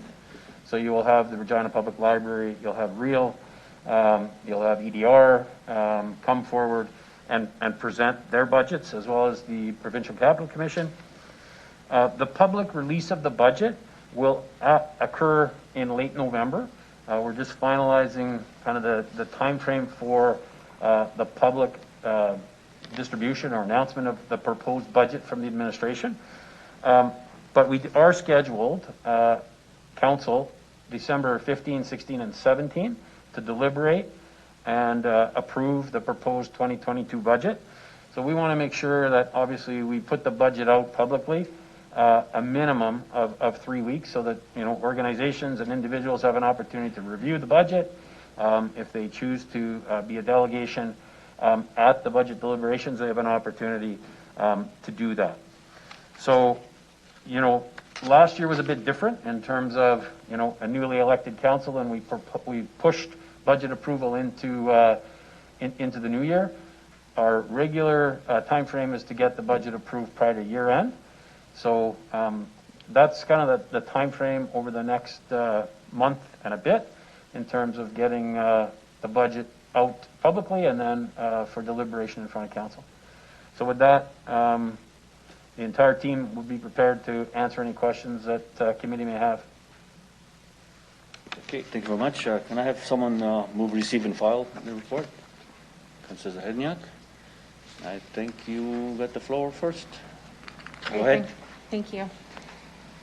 Okay, so I have several notes that I'll be referring to here, but to start, I appreciate the work that administration's done thus far.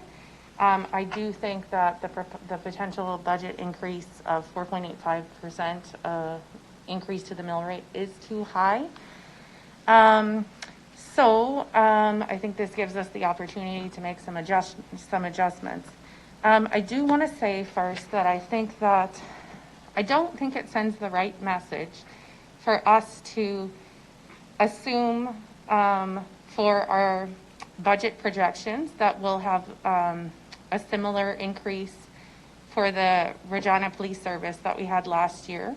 I just don't feel, I understand that there has to be some placeholder there, but I feel like it sends the wrong message. We're expecting this amount of request for you for an increase. And I actually think that we received a message last year. Several of us said that we thought that request from the Regina Police Service was too high. So I don't think there was a clear message from council that should be the status quo. I'd also like to say that my understanding is that within our budget projections for next year, we're assuming the best case scenario for COVID. That's what we built the budget on. So that gives me, I feel a bit concerned about that, you know, there was a worst case scenario and a best case, and we opted for the best case, because I think that oftentimes when we hope for a best case scenario, that doesn't happen. So I don't, I'll pause there. I don't know if there's any response for that. So through you, Mr. Chair, just a couple of comments, and I think the first, just in terms of the Regina Police Service. So it is a placeholder, and it is based on last year.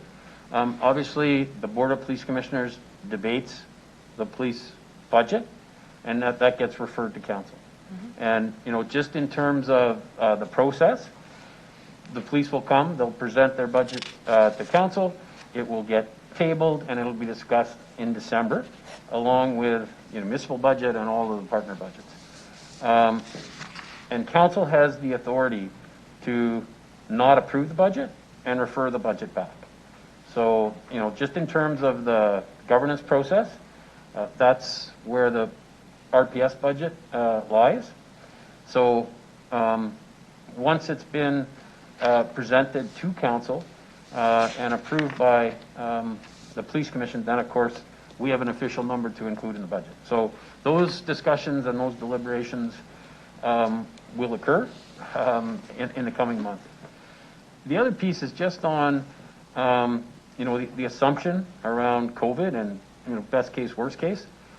At the end of the day, any shortfall as a result of COVID and it comes from a reduced revenue for the most part, we would look to, as Mr. Lacey's indicated, cover that out of reserve. So going to best case scenario, we're going to be optimistic that we can achieve that. If we're not, then obviously we'll be back in front of council throughout the year, making a recommendation that we would need to either manage the expense internally, which is an option, or that we would have to seek additional approval to, further cover the expenses and costs related to COVID out of reserves. Okay. I do have another question. So on page 9, it talks about facilities asset management, and I understand, and so the amount for 2020, which there's a decrease, like in what we spent, I think, this year. But can I just get some additional clarification about like what's covered under that projected budget for facilities asset management, because it is like a high number, so just some more information. So I'll let Mr. Lacey speak to the detail on that. Interrupt? Okay, just if I may interrupt, can we hold this? We have a mandatory 11:15 recess for 15 minutes. We must do that. It's mandatory. So let's just hold those questions and those answers when we come back at 11:30. Thank you.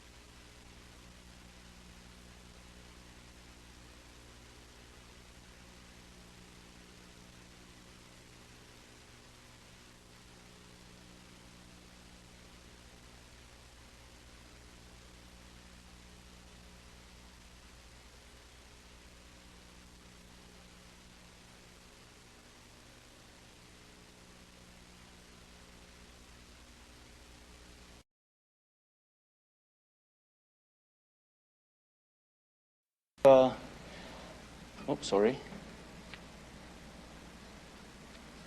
Thank you. I'm forgetting about the light has to go on. Easy, Jim. Okay, so we'll start again. I believe Mr. Holden, I think I'm going to give it to you. Councillor Zahedniak, questions to Mr. Holden? Go ahead. So thank you. Through you, Mr. Chair. The last question was on the facility asset management program, and I was asking Mr. Lacey to just speak to the detail of that program and the investment.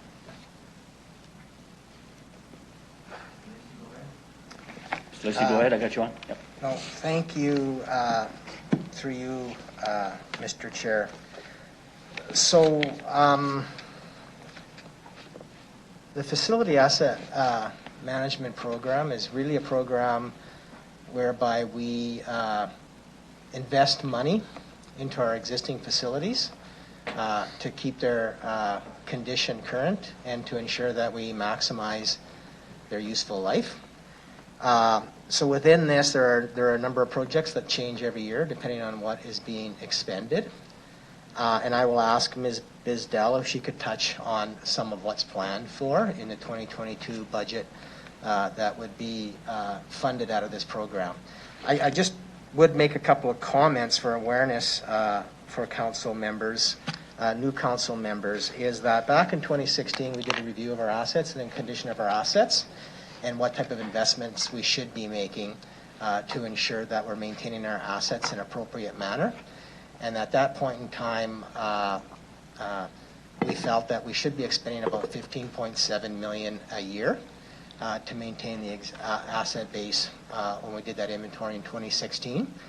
I know our facility asset management group is updating that number as we brought on new facilities. And so when we did that work, we were spending nowhere near 12.4 million 5 or 6 years ago. And so there's been a concerted effort supported by council to slowly move this program budget up to make sure that we're investing into our infrastructure at an appropriate level. With that, I'm going to ask Ms. Bizdell if she could provide maybe a cross-section of examples of the work that will be undertaken next year out of this funding. Okay, Ms. Bizdell, go ahead. Through the chair, I don't have specific detail on exactly which projects are going to be completed right in front of me, but I'm going to provide you a list of the types of projects that are going to be done. So roof replacements at a number of facilities, building maintenance system upgrades, software and hardware controls for various systems within the facilities, crawl space remediation at a number of facilities, HVAC replacement at facilities, arena renovations, including ice plant upgrades, ice surface rebuilds, new rink boards, etc.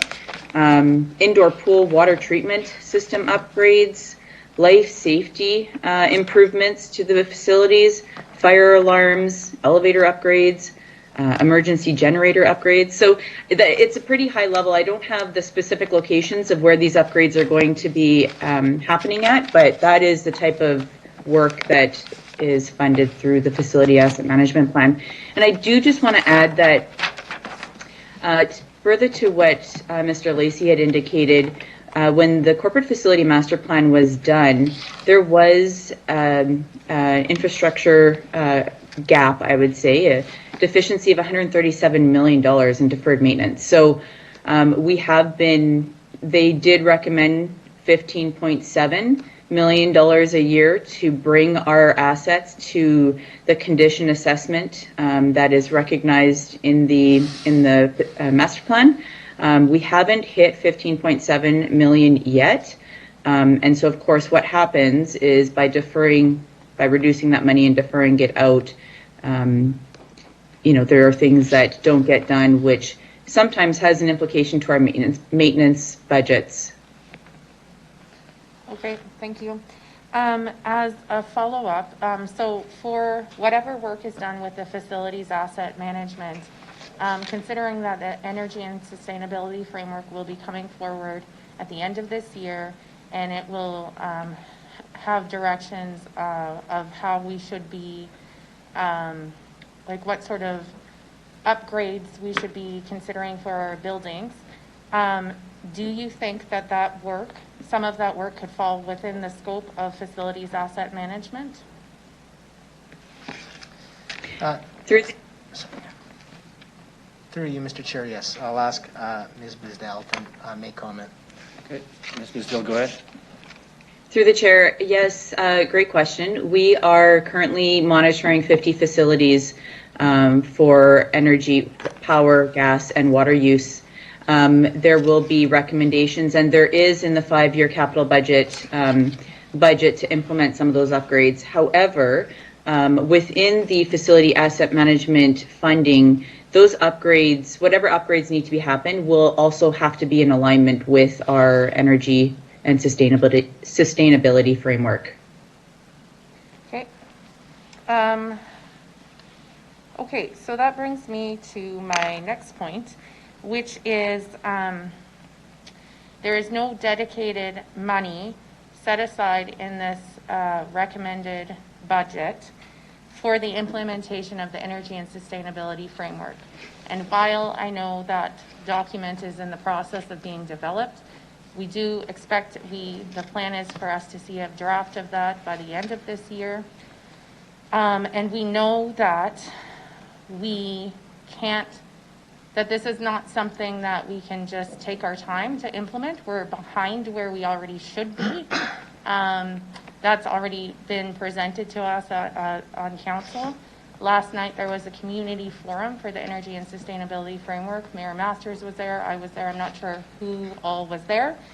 But the feedback that I heard at that event is this isn't good enough. We can't just wait till 2050 to be 100% renewable. We need to act faster. So it wasn't that we need to slow down, it was that we need to speed up. We really can't afford to wait a year to start, like to defer till 2023 to begin the implementation in a meaningful way. So I think that what I would like to see happen is that administration can take this, take some of our feedback and try to attempt to, like if my council colleagues are in agreement that this mill rate increase is too high, I think it's a matter of reprioritizing which of these things like actually are important to get started on or to make investments on over next year, and which can potentially wait. So when we talk about climate change, that is time sensitive. It's an emergency. It's a crisis. We need to move on it. We can't delay. Some of these other things we could potentially, like, it would be great to move on all of them. But when we have, and it's not the only crisis situation we're facing. We have the camp set up in Pepsi Park, Camp Marjorie. So I would say that's another crisis that we need to be moving on. So investments in that area also important.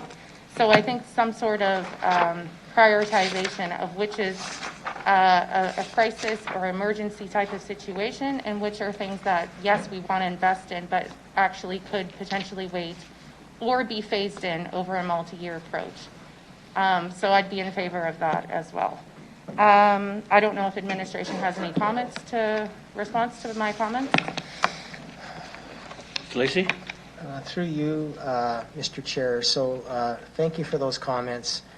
Certainly, you know, as we were developing the budget internally, we did have a conversation about the Energy and Sustainability Program and Council's vision direction to get to zero net city by 2050.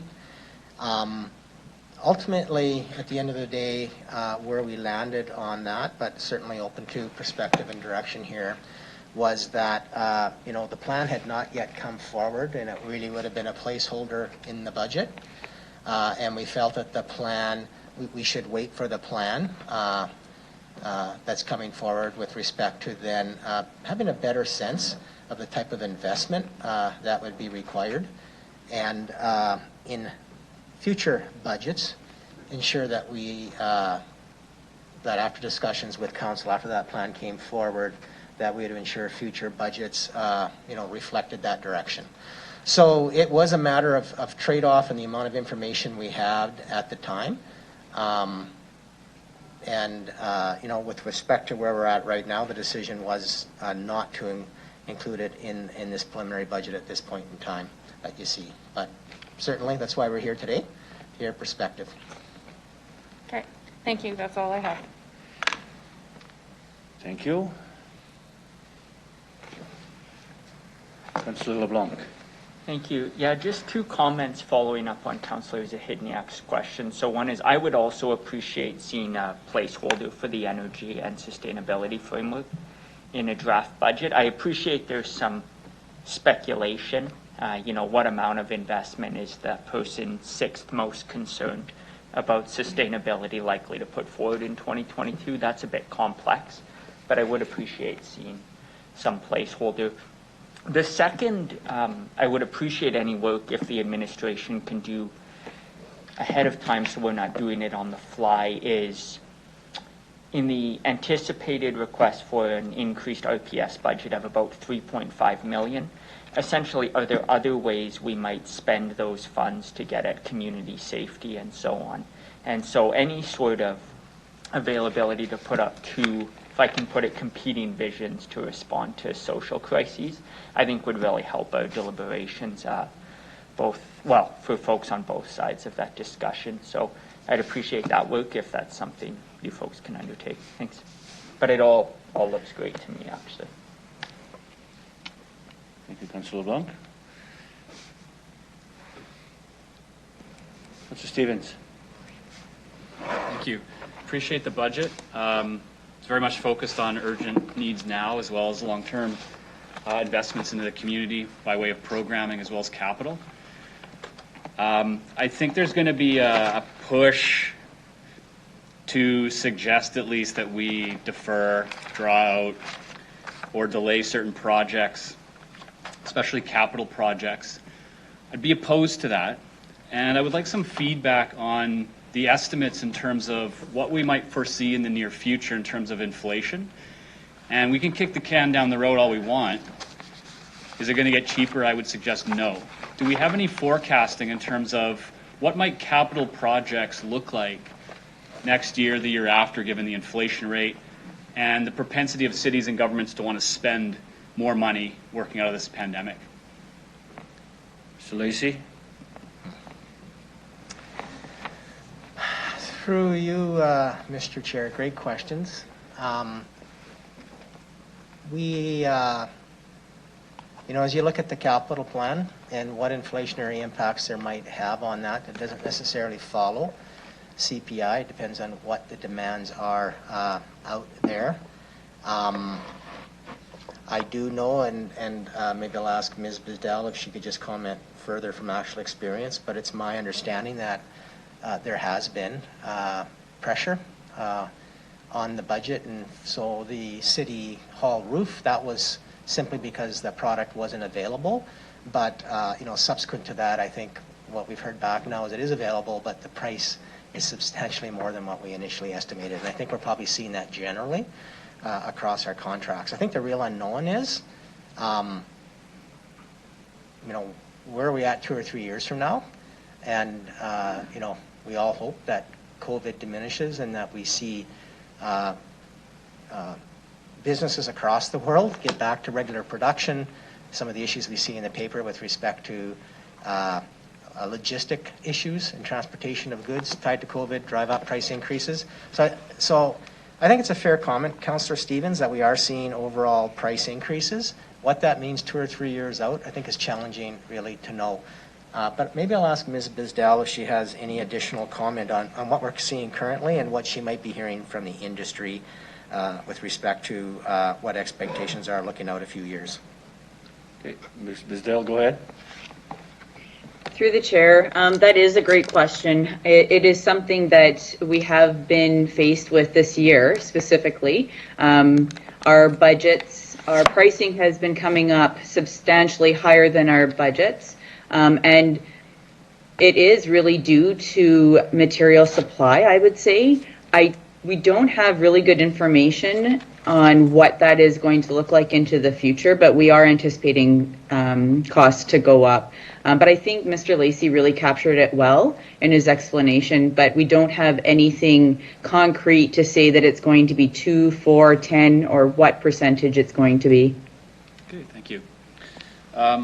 Through the chair, my second point is more of a request. In terms of how the budget is presented to council and communicated, it would be nice if we had very clear line items in there that tell us how much is being spent from the SAF pot of money as well as reserves. Often people suggest that we hoard money, we don't spend it. Some of this might be resolved with communication. The SAF fees, often you have to look through the tables. I would suspect not many people reading that in the general public look at it. It's a lot of money, and it's not coming out of the usual tax base. So I think it's really important to recognize that there's a lot of projects that happen because of SAFs, and I think that should be at least recognized. Same with reserves. To that point, my third comment would be, if there is an interest in using reserves strategically that balances the long-term sustainability of that pot of money, and if we choose to use that resource instead of taxes, that perhaps administration could provide some options. So what would be still a sustainable approach to using reserves instead of the mill rate to fund capital? What could we think about at least? Just some options for us to talk about. So, no, thank you. So, the advice that we consistently provide to council is when looking at using reserves, we highly recommend that if you're going to use reserves, use it for one-time type of expenditures. Match them up. If you use reserves for ongoing expenditures, all that does is kick the can down the road a year, and that just adds extra pressure then onto the budget in the year. So that would be the first piece of advice I would provide to council, and there might be 1 or 2 items. in this budget that we have before you that are one-time and that we could look at perhaps using reserves on. The second piece is just the health of your reserves and what council's comfort level is around how far to use reserves. And so we do have, council has approved guidelines, mins and max, with respect to reserve balances. When we talk about using reserves in the budget process, probably the two reserves that provide the most flexibility to council is the general fund reserve and the asset revitalization reserve, which is on capital plan side of things. Just as a way of background, we are projecting that at the end of this year, when you take into account commitments that have already been made against the against the general fund reserve, we're at about 23, just under 24 million is where we expect to end up, which, if memory serves me correctly, that's kind of right in the low end of the recommended range that we provide. So at 24 million, I mean, there is the opportunity to decide to go use that reserve and go a little bit lower. I think the real question is what's the comfort level to how much lower to go? We had flagged here that there's a COVID impact of $4 million plus dollars that we have as best case scenario. We do have a COVID recovery reserve. There's about 2-point-some million left in it. So I can envision what we will likely be recommending as council consider using that to partially offset that COVID impact. But there still remains probably in the range of 2 million. So we'd probably look at the general fund reserve to do that.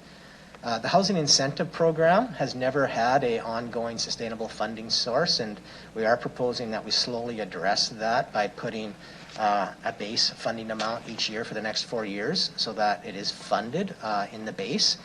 But that means that we need to find funding to fund that HIP program again next year until we get that fully put into the base. So we'll probably look at the general fund reserve again to help out in that manner.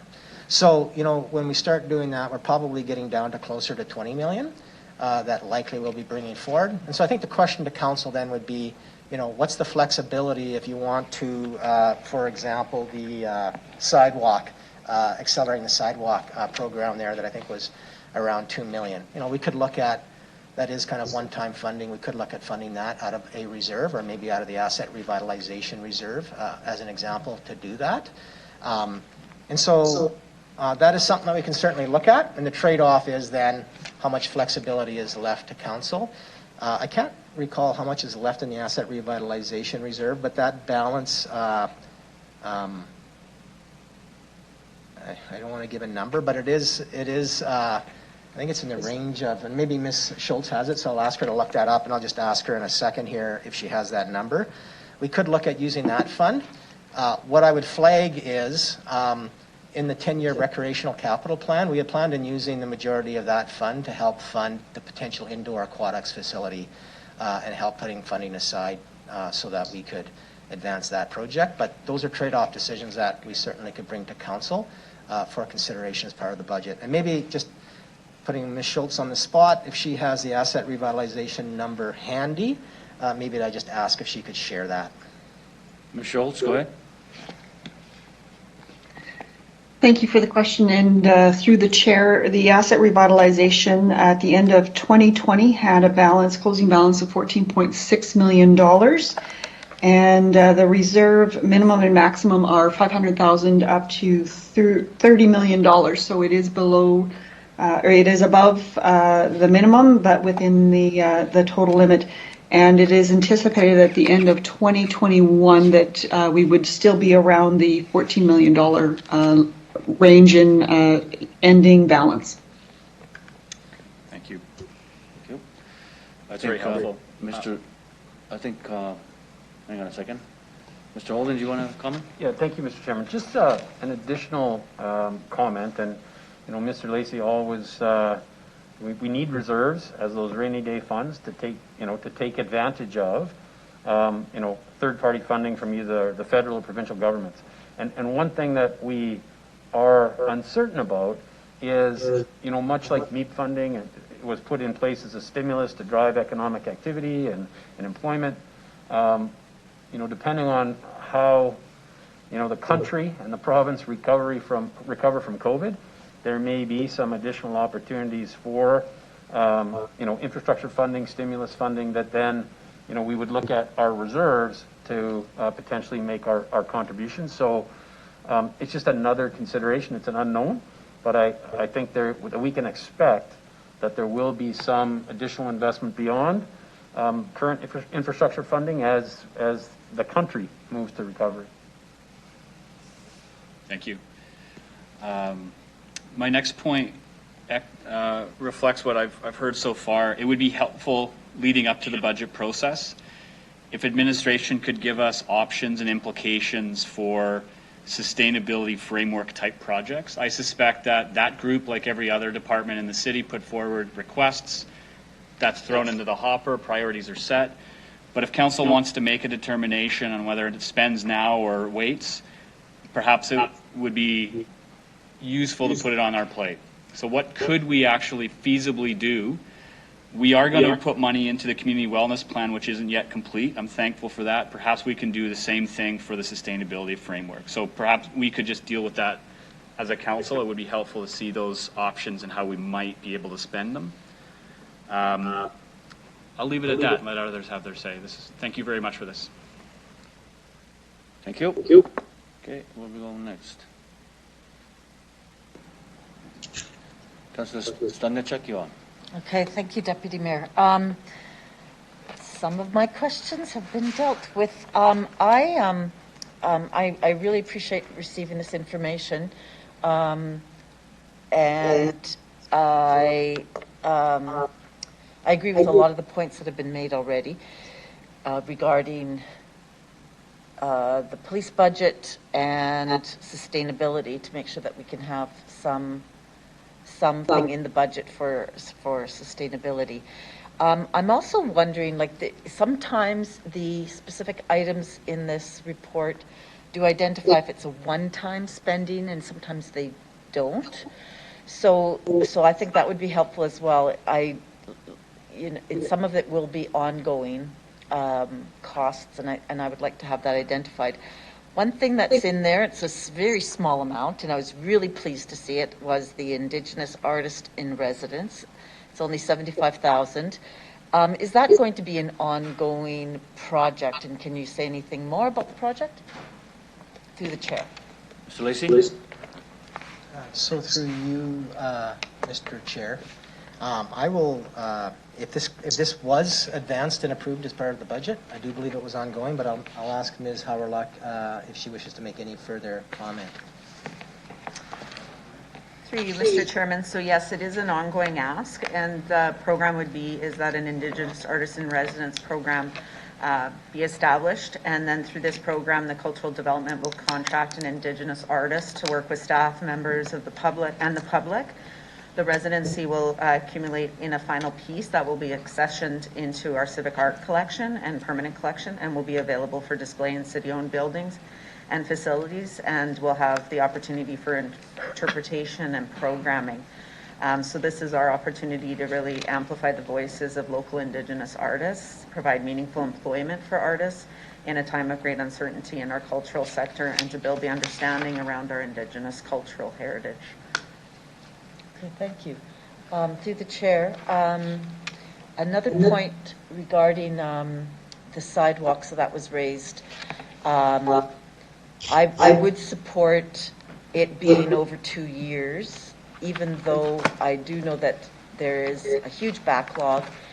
And as we have recently passed the motion regarding snow clearing, I think we want to make sure that people have sidewalks that are in fairly good condition in order to be able to clear the snow off of them. But in terms of, it is a big one-time ask, but if we can adjust that, I would be in favor of either over 2 years or using some reserves for that. Another question I have, though, is regarding the paratransit costs. I was a little bit surprised because it is almost the exact same cost as the adapted recreation plan for people with disabilities. So I was just surprised that it was that high amount. So is there an explanation, or will we get into those kinds of details closer to the budget in terms of why it costs that much for paratransit when we're spending $375,000 on the plan itself for increased recreation and leisure, and transit's almost the exact same cost? So, Ms. Lacy? through you, Mr. Chair, I might refer that to my colleague, Mr. Onright.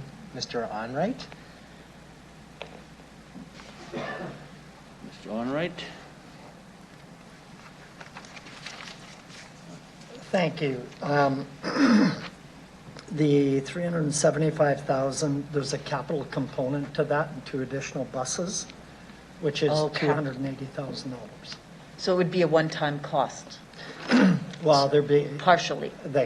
The capital, there'd be a depreciation factor to replace those vehicles in 6 or 7 years, whatever the turnover rate is on there, and then there'd be an operating component to that also. So I apologize, through you, Mr. Chair, I apologize for the confusion, because there are 2 aspects to that paratransit piece to support the adaptive rec plan. So they're likely associated with that would be a capital ask with respect to additional paratransit buses, which you'll find on page 9 of your report, which is currently identified as $280,000. And then there's an ongoing cost with respect to the level of service or the hours of service that we would anticipate there would be an increase as individuals would be accessing the paratransit service at a greater level than currently to partake in those expanded rec opportunities.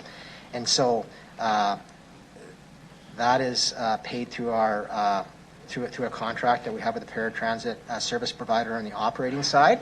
And so that expense is the amount of sorry, just give me a second here, which is on table 5 in your report, which is an additional $365, which would be the ongoing operating cost. So a one-time capital cost and an ongoing operating cost. And it's my understanding this is just strictly tied to an estimate of additional paratransit service that individuals wishing to partake in that adaptive rec plan, increased basically leisure activity for people with disabilities, would just be an increased utilization of that service. And so we've just estimated what that increased utilization is. Okay. Mr. Holden might have further comment. Go ahead. Thank you, and through you, Mr. Chair. When the conversation was at committee about adaptive recreation and enhancing programming, one of the comments that came from the individuals was, you can put all the programs in place that you want. Our challenge is actually getting to them and being able to access them.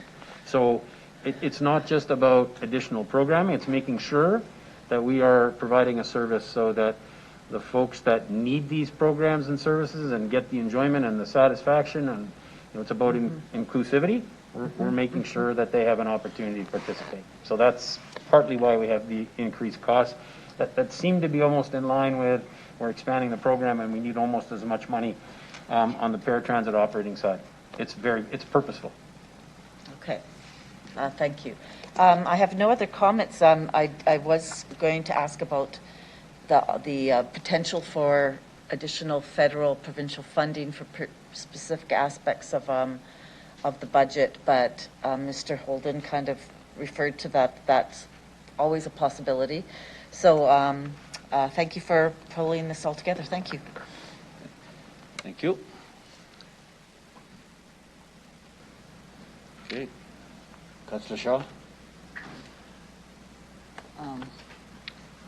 Thank you for this, and since I'm a new councillor, this is all really new to me, and I really like the fact that it's kind of coming to us before we all have to discuss it, so thank you for that. Further with the adaptive sports and recreation, I really like to thank council for that being implemented. I have worked so hard for so many years to bring something like this up, and now that I'm in a position, Lori and I thought this was perfect, so I thank you. The report that came with the cost of adaptive sports and increasing that, was very clear, and it defined everything that we needed very, very well. So I think we can all defend any costs that we incur upon that. My next question, though, considering how we outline stuff and we have measurables and we have outcomes for the money that we spend, going off of the report that was put in front of us for the adaptive sports, it stipulated exactly where the money would be spent, why it was needed, and so on and so forth. So my question to you, and this is all new, I'm sorry for my ignorance, but the housing incentive is $675, the community safety and wellness $875, and the program for there was another $500,000 spent. A housing incentive program. That was $675. Do we have an outline, or can we get in the report or in the budget what that money is being used for, or do we have that already in the budget when it comes to us through the chair? Mr. Lacey? Through you, Mr. Chair. So when we actually bring forward the budget, we'll have substantially more detail than what you have in front of you here today. It wouldn't necessarily get into great detail about what the housing incentive program is, although that is available on our website. And the actual, I believe the annual cost of that program is $2.5 million. And so the 675 you see here, as I mentioned previously, is just to try and build up that base so we don't always have to draw upon a reserve. Okay. And perhaps I'll just ask Ms. Howerlock to speak to what that housing incentive program funds, what its purpose is. Charlotte, go ahead. Through you, Mr. Chairman. So Mr. Lacey is correct. So we have the housing incentive policy that's approved by council, and it's to support affordable housing programs. So we have our set program. So I can forward you all of the information, and then we have an intake process. We did, as a city, we took $1 million of that 2.5 to put towards our supportive housing. And so that's the work that we were doing around the Rapid Housing Initiative. That money will be going there, so we'll have 1.5 within the program. We'll also be reviewing the comprehensive housing strategy in upcoming years to bring back another report regarding our housing program. So the starting point for our measurements is our policy and those targets to meet the affordable housing, which include capital and tax incentives. Okay. Because that's what I'm finding, in light of what's going on right now here in Regina. I see money going, and then it's like, okay, well, where'd it go? And then it went, and it's gone, but what was the benefit of spending that money? And that's where I really find that sometimes with these programmings and with these housing first and all these kind of things for people, the money is spent, but then there's no real outcomes as to, okay, we did this with this money. This is the outcome that came from us spending that money.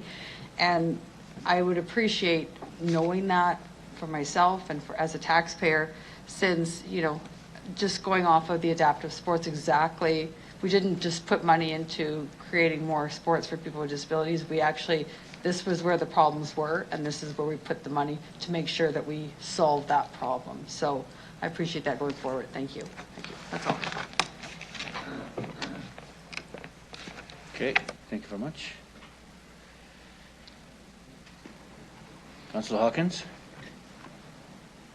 Thank you very much, Mr. Chair, through you. 3 or 4 points. First of all, generally, there's a challenge here. Inflation, as has been pointed out, is going to be higher than what has been anticipated. And I note this morning the Bank of Nova Scotia says they expect 8 interest rate increases in the next year. So I think the budget has to be realistic about inflation. I also, I know that there will be loud pushback from the community at anything like 4.85% of a mill rate increase.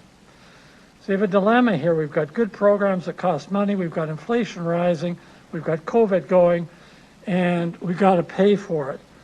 The one thing that I wanted to mention in that regard is I think the administration has to continue to look for efficiencies in ongoing programs.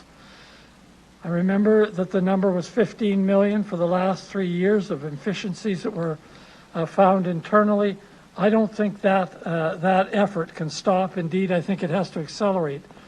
And when it's accelerating, I think it may mean that you have to tell us that certain things we have always done have fallen on the priority list or maybe shouldn't be done at all, so that money for those things can be redirected to the important priorities which Council has underlined this morning.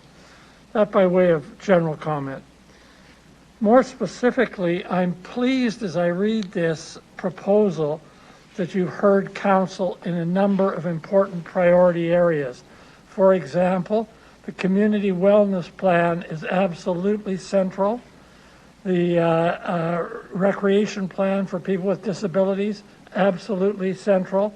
I was very pleased to see a heritage amount for $300,000, possibly for new regulation. I think that's absolutely essential. But what I really want to do is underline Councillor Zakidniak's point. It's time for the environment file. It's time we put our money where our mouth is. There can be no more waiting for another year to see if we can figure out what to do, and then maybe later on finding money for it. We have to act in anticipation of what needs to be done in terms of Regina 2050. Councillor Stevens suggested one avenue. He suggested that we go back to the departments and ask the departments to put the projects that you have that have good environmental implications at the top of your priority list. Let me suggest another. One of the most important documents that Council is going to see this year is the sustainability framework that Executive Director Folk will bring to us. I'm hoping that that's just not another plan to have a plan to have a plan.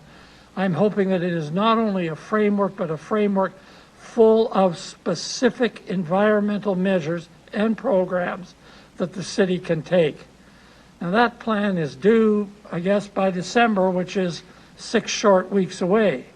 So that there must be a pretty good idea in Councillor Folk's department of what that plan is going to look like.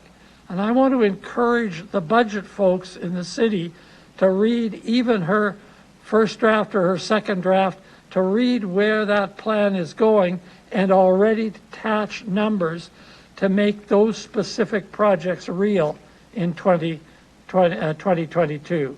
So again, time for money, for environment, money where our mouth is. The third thing I want to talk about a bit is safety. When the public was canvassed, they said roads first. After 9 years, I'm starting to think that there must be never enough for roads, but roads first, and then they said safety second. And I think when you read that, the idea that comes into people's minds perhaps is safety. That means more reactive kind of policing activity. And I've argued, and I continue to argue, that policing is important and can't be underfunding, but I think now, when the public is saying safety, they are talking about the kinds of things that Chief Bray talks about when he talks about the social determinants of crime, the social determinants of health. In other words, if we want to get crime down, we have to deal with the front end problems, not the last end, the hind end problems. So when we're thinking of safety and the public's desire for more safety, let's also think about the social determinants of crime and the social determinants of health and start to move money in that direction.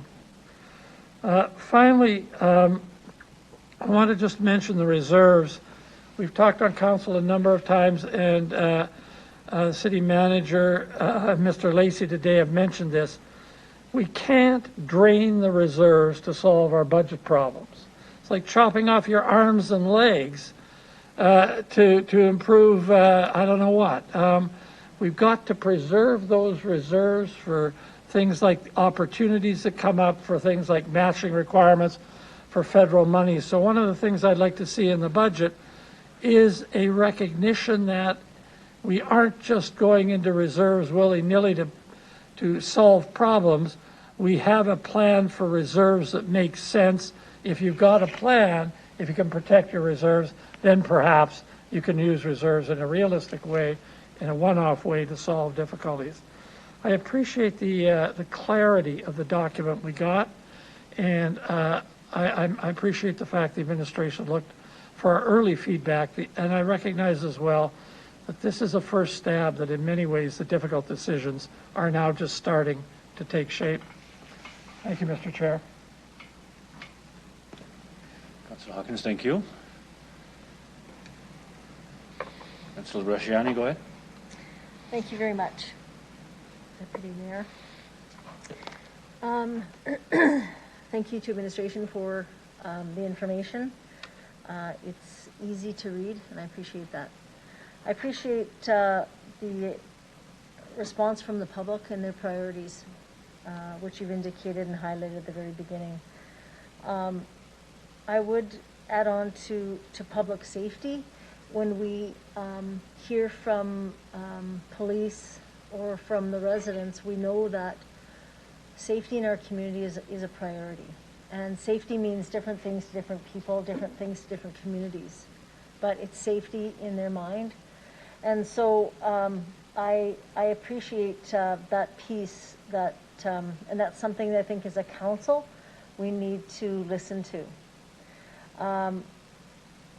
I have a question in regards, on page 8, in regards to the staffing resources point. It's asked in here for about 30 more staff. Can you just elaborate, as we are also going through an efficiency review, how does the 30 people, or and what's the reason for that? Through the chair. Mr. Lacey. Thank you. Through you, Mr. Chair.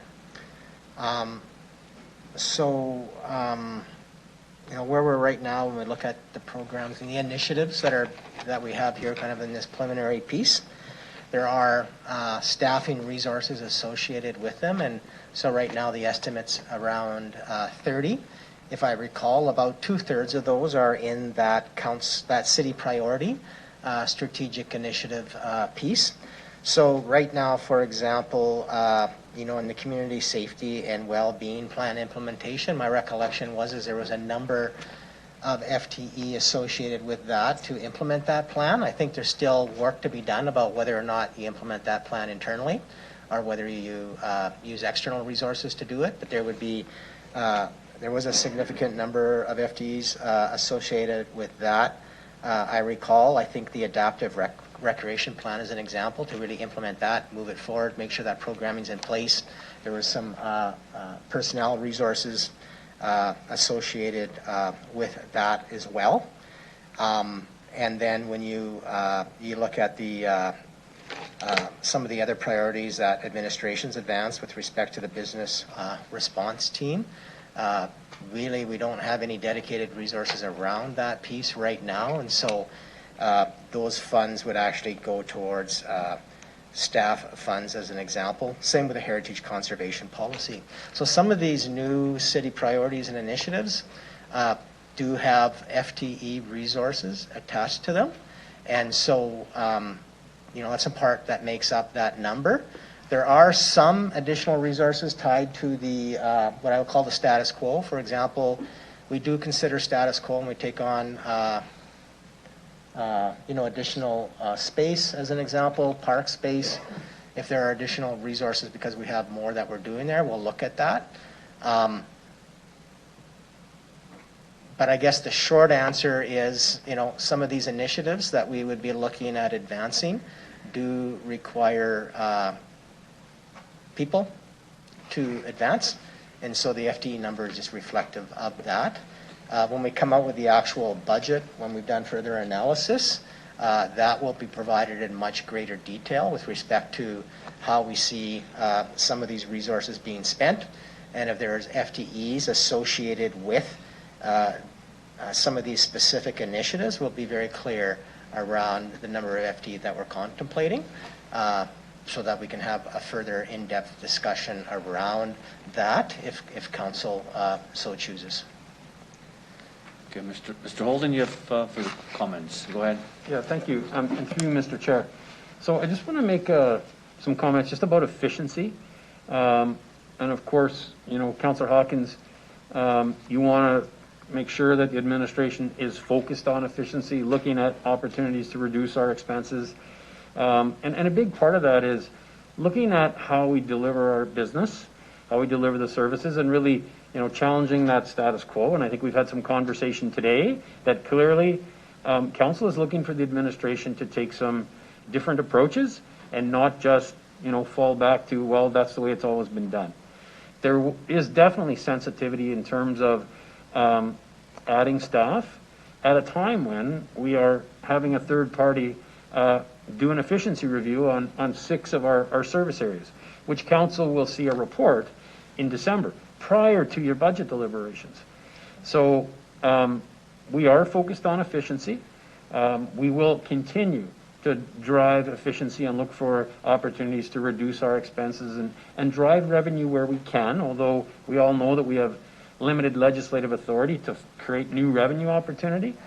But as we move forward, there are just some realities that if we want to advance certain initiatives, and when we get into areas like you know, environment and sustainability and community safety and well-being, it may take some additional resources to be able to advance that work. So just want to assure council that as a team, we've had a lot of very difficult conversations about resources, the addition of resources, at a time when we are in a, you know, a tight economy. There's lots of people that are experiencing, you know, difficulties in terms of COVID, whether that's individuals, whether that's businesses.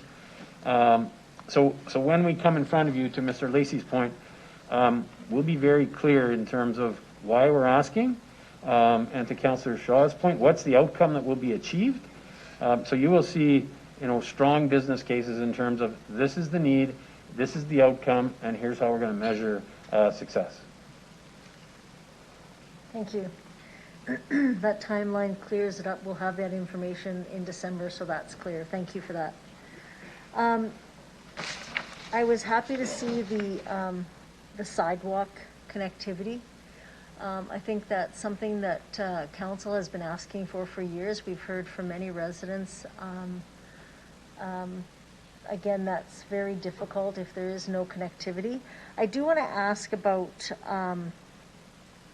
pathways, parks in particular. We've increased the amount of parks that we've taken over, and what have we done with our staff? Have we increased staff with that amount that we've taken over, or how are we maintaining all of the park space? And then the piece of that is there anything in that park budget for equipment? Because equipment always seems to be an issue that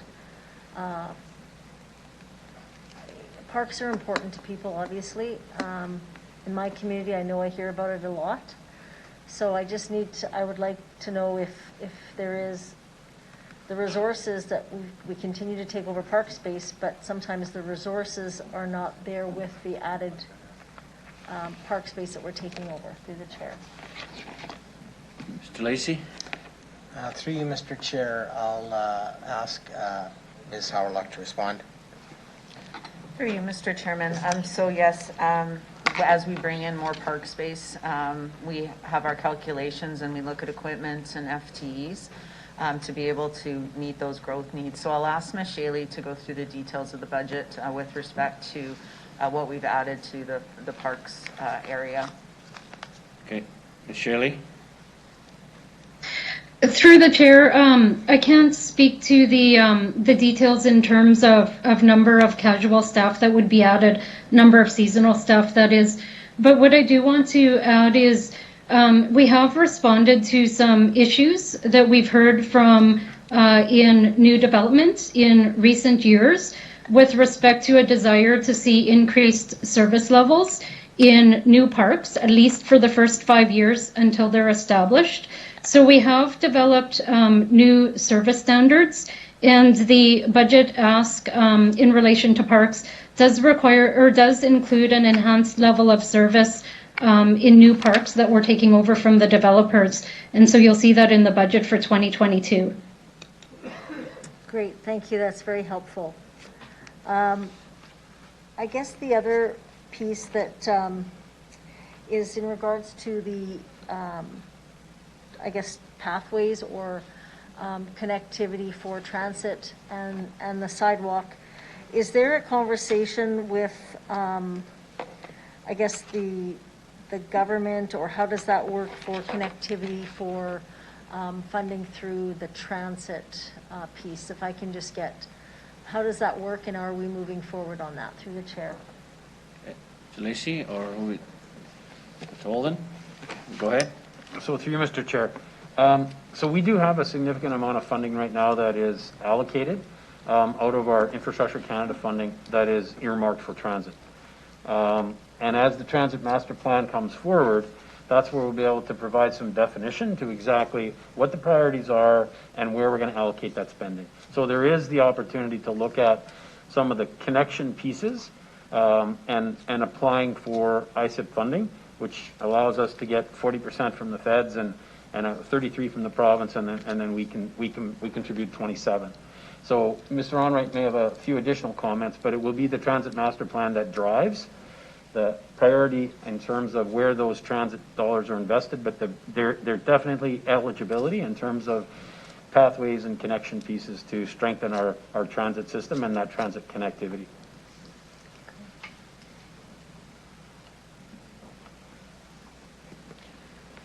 Okay, thank you. Who's going? Mr. Onright, did he have anything to add or no? Okay. Through the chair, Mr. Holden's captured that quite well. There are discussions. I believe there's another pool of money from the federal government directed at transit, so we have not had a lot of discussions about that. And that would, I trust, involve an investment from the province into that pool of funding, but we will be inquiring about that. But the Transit Master Plan, as Council is well aware, that report is coming back in Q1 of 22, and then we will know once we kind of wrap that up where we can start directing some of the money that has already been allocated to that pool. Thank you. We talk about being part of our, to be environmentally friendly city, move our environment piece forward. Trees are a big part of that. I know I've had discussions with staff. Are we increasing the amount of trees that we're going to be planting? Or is there, are we, I know there was some programs that were cut back previously, and that was the planting, replanting if they died. I guess I want to know, where are we with our tree program within the parks? Through the chair. Through you, Mr. Chair, to Ms. Howrlock. Okay, Ms. Howrlock, go ahead. Through you, Mr. Chairman. So yes, we do have a program. We have a number of initiatives that are coming forward with respect to, we have a target in the OCP with respect to the number of trees per person, et cetera. So I'll ask Ms. Shaley to talk about the program and what's in the budget regarding that. Okay, thank you. Ms. Shaley, go ahead. Through the chair, we do have a report coming to council before the end of this calendar year that tells you exactly where we're at in relation to the 1 tree per resident target. It also provides some information related to the volume of trees that have been lost in recent years due to drought conditions, and the volume of trees that are a part of our planting efforts. So when we bring that plan forth, we will be proposing a couple of new initiatives. One being an increase to our in-house tree planting program. I believe the increase is roughly $30,000 per year for each year over the next 5 years in our capital budget. And then the second thing that you'll see is the public has responded really well to the the tree giveaway programs that we've implemented over the past 2 years. And so you'll see some ideas around potential expansion of those. And we do have placeholders in the budget process to allow for that once council considers our report in the coming months. Thank you for that, Ms. Shealy. That's great. I guess the last question I have is just in regards to, we've talked about seen in the budget the monies that have come forward for the community safety, well-being, the harm reduction. As well, we also have, as indicated, and I was able to visit yesterday, the camp in the park, Camp Marjorie.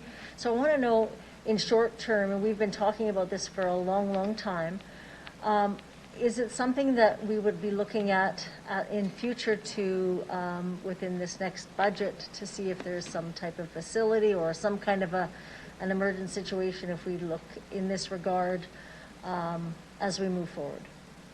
So we've allocated dollars in these areas. Is that something that we would be looking at in the near future and would fall under some of these areas, or how would that work through the chair? Mr. Holden, go ahead. So through you, Mr. Chair. So as we move forward with the community safety and well-being plan, and some of the other investments we have around social housing, I think there is definitely conversations where we explore the role of the city. At the end of the day, the situation with Camp Marjorie, there's some positive conversations that are going on right now between the city, between the province, between some of the nonprofit agencies where, the current system isn't working to serve the needs of, the clients that the province provides service to. And that's in terms of income subsidy, housing support, support for mental health and addictions. There's always that balance in terms of, how far does the city step in, and how, what do we look for the province to take leadership on. But I think there's a definite coming together, if I can use that language, of the city, the province, and some nonprofit entities to really look for a solution that hopefully in the future would avoid the situation that's occurring presently in terms of Camp Marjorie. But it is going to take some further discussion and I think some innovation to come to a solution that will explore a different model than is in place today. So I think the best time to have those discussions, there's an urgent need in the community and that's going to be addressed. But as a community safety and well-being plan, that's the opportunity to really have a conversation about the role of the city, where the city needs to take direct responsibility, where the city takes leadership, and where the city really looks to become a facilitator to support the nonprofit agencies that are working with the province to deliver services for the individuals that require support. Great. Thank you for that. Just the last one question is, at a 4.85 mill rate on a home for about $300,000, what would that increase look like? So Lacey, go ahead. Go ahead. I'm sorry, through you, Mr. Chair. Could you repeat that, Councillor? Sorry, at the mill rate that administration has come up with, and looking at this whole gamut of programs and everything, what is the 4.85 mill rate? What does that work out to per month for someone that owned, I think we usually use the 300,000 home or? Yeah. Through you, Mr. Chair. So we haven't done that work yet, but we will include that as part of the, whatever that proposed mill rate is. As I indicated, it'll likely be different than what's in this document. We would at that point in time provide that information about what is the average impact, I think you're asking, on an average homeowner as an example. Okay, thank you. And just a comment through you, Mr. Chair, I think that, as councillors, we see the benefit of having all of these programs. I don't think there's one in there that we would take out, but we have some tough decisions to make. I understand that. And I also think that I hope we find more efficiencies, and I hope that would be in the report as well. Administration has always done a very good job of finding efficiencies. I would add that in there. But I would agree with Councillor Hawkins that at the 4.85, I mean, many people are still under distress in in COVID times, and I think that we do have to look at reducing it in some manner. So that's all I have. Thank you. Thank you. Mayor Masters, go ahead. Thank you, Mr. Chair. Through you. Mr. Lacey, there's a growth in revenue of $4.3 million, and that's welcome news. If I'm not mistaken, 2.5 million of it you suggested came from investment return. Does that mean that 1.8 million of that came from property tax growth? So Lacey?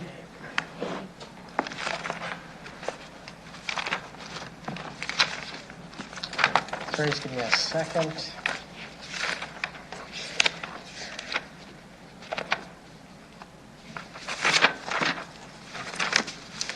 Through you, Mr. Chair. So the increase in tax growth is 2.1 million. Investment income was 2.5 million increase. And then there's a bunch of other smaller revenue increases, which in total equal to 1.8 million increase. And then that is offset by the decrease in the municipal revenue sharing grant of 2.1 million. So the net of those numbers gets you to 4.3. Got it. So $2.1 million in new property tax growth. And when we talk about new property taxes, we're talking about new buildings, new residential? Through you, Mr. Chair. So that can be new residential, new commercial, or it could be where someone upgrades, does a significant renovation to their property that increases the overall value of that property, which would then increase the amount of tax related to it. I apologize in advance for this, but you know what my next question is going to be. What's the breakdown between commercial and residential in that property tax growth? Lacey? For you, Mr. Chair.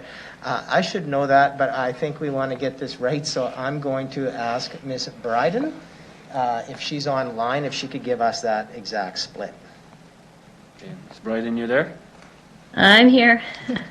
Good morning.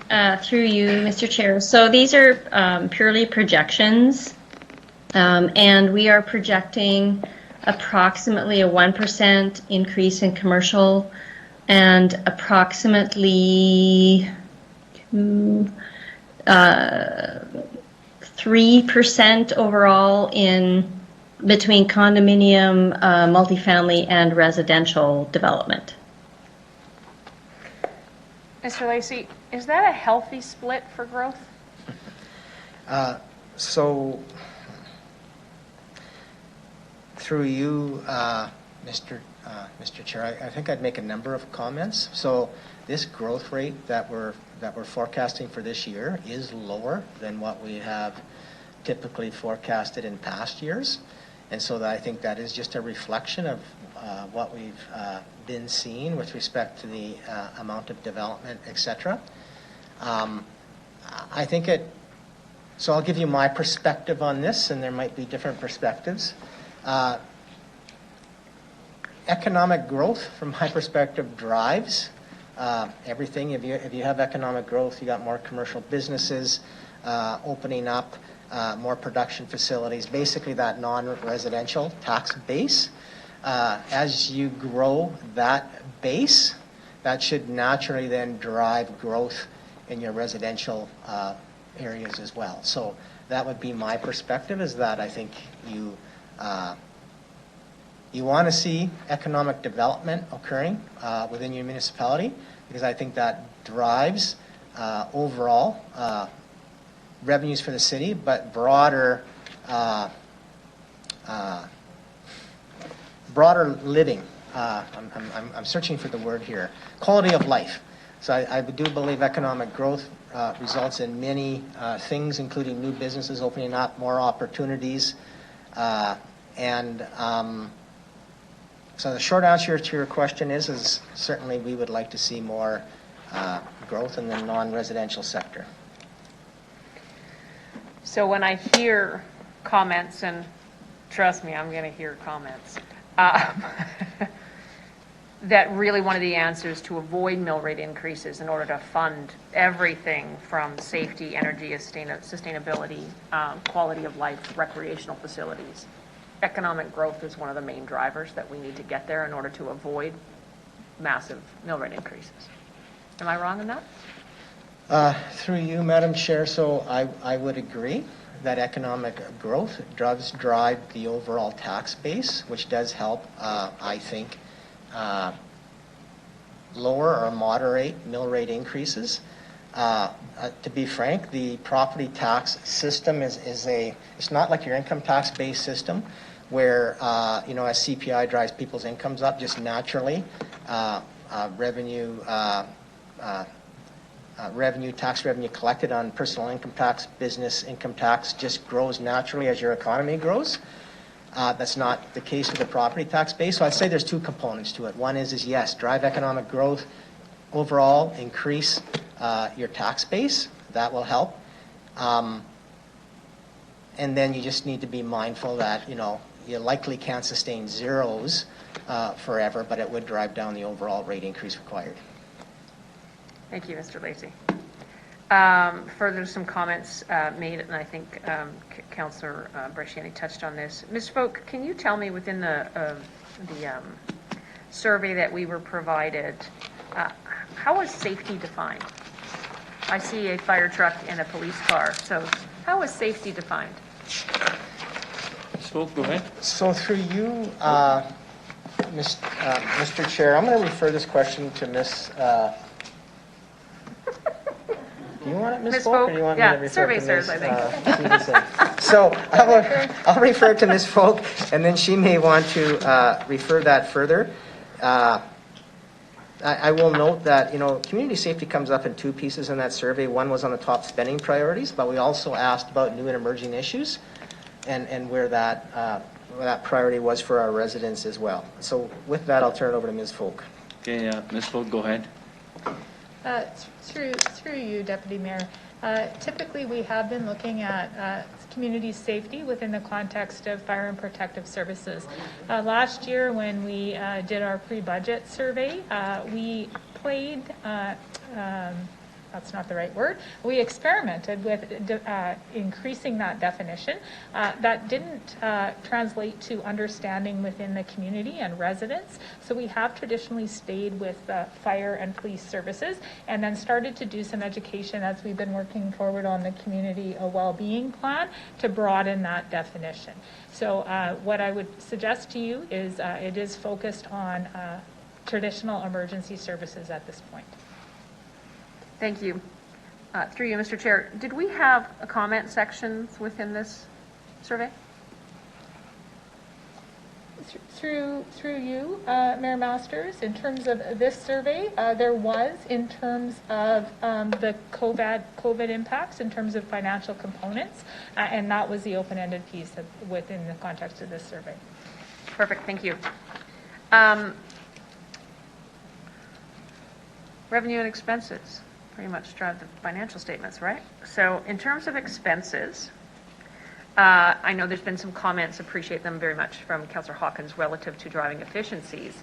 But I'm curious off the top, which departments or branches within different divisions have found savings presented in their budgets this year Mr. Lacey. that were notable?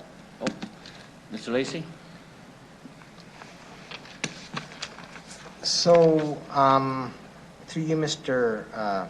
Chair, I don't have that information specifically in front of me here with respect to the work that the branches had done. We had asked through the budget process that branches absorb any cost pressures that they have unless they couldn't find a way to find savings or reallocate funds. And so what you see here is what came forward. Where the branches or departments didn't believe they're able to do that. So I'll ask Mr. Smith if we have that here today with respect to work that we were doing to reach out to those branches to identify where they had done reallocations, because I think it's important to recognize that they didn't bring a request forward because they were able to find efficiencies. And I don't know if we've completed that work because we anticipated that this would be something council would be interested in when we brought forward the budget. So over to Mr. Smith. I don't know where we're at on that work and whether we have that here today. Mr. Smith, go ahead. Yes, thank you. Through you, Mr. Chair. So We're currently, as part of the budget book, we will have a section there that talks about efficiencies, whether that be cost savings or whether that be, improved processes, et cetera. And yeah, I will leave it at that. That will be in the budget book. Thank you, Mr. Smith. Mr. Lacey, in all fairness, you had responded that you'll provide further information on that. You know what, Mr. Chair, I'll leave it there in the interest of time. And thank you very much for the report. It was incredibly readable and understandable, and that's sometimes not easily achieved. So thank you. Okay, thank you very much. It looks like no further questions or comments. So this is a receive and file, so I'm just going to call a question. Anyone opposes to this? I see none. That is carried. And then Councillor Hawkins, can I? I move we adjourn for lunch. That adjournment, yes.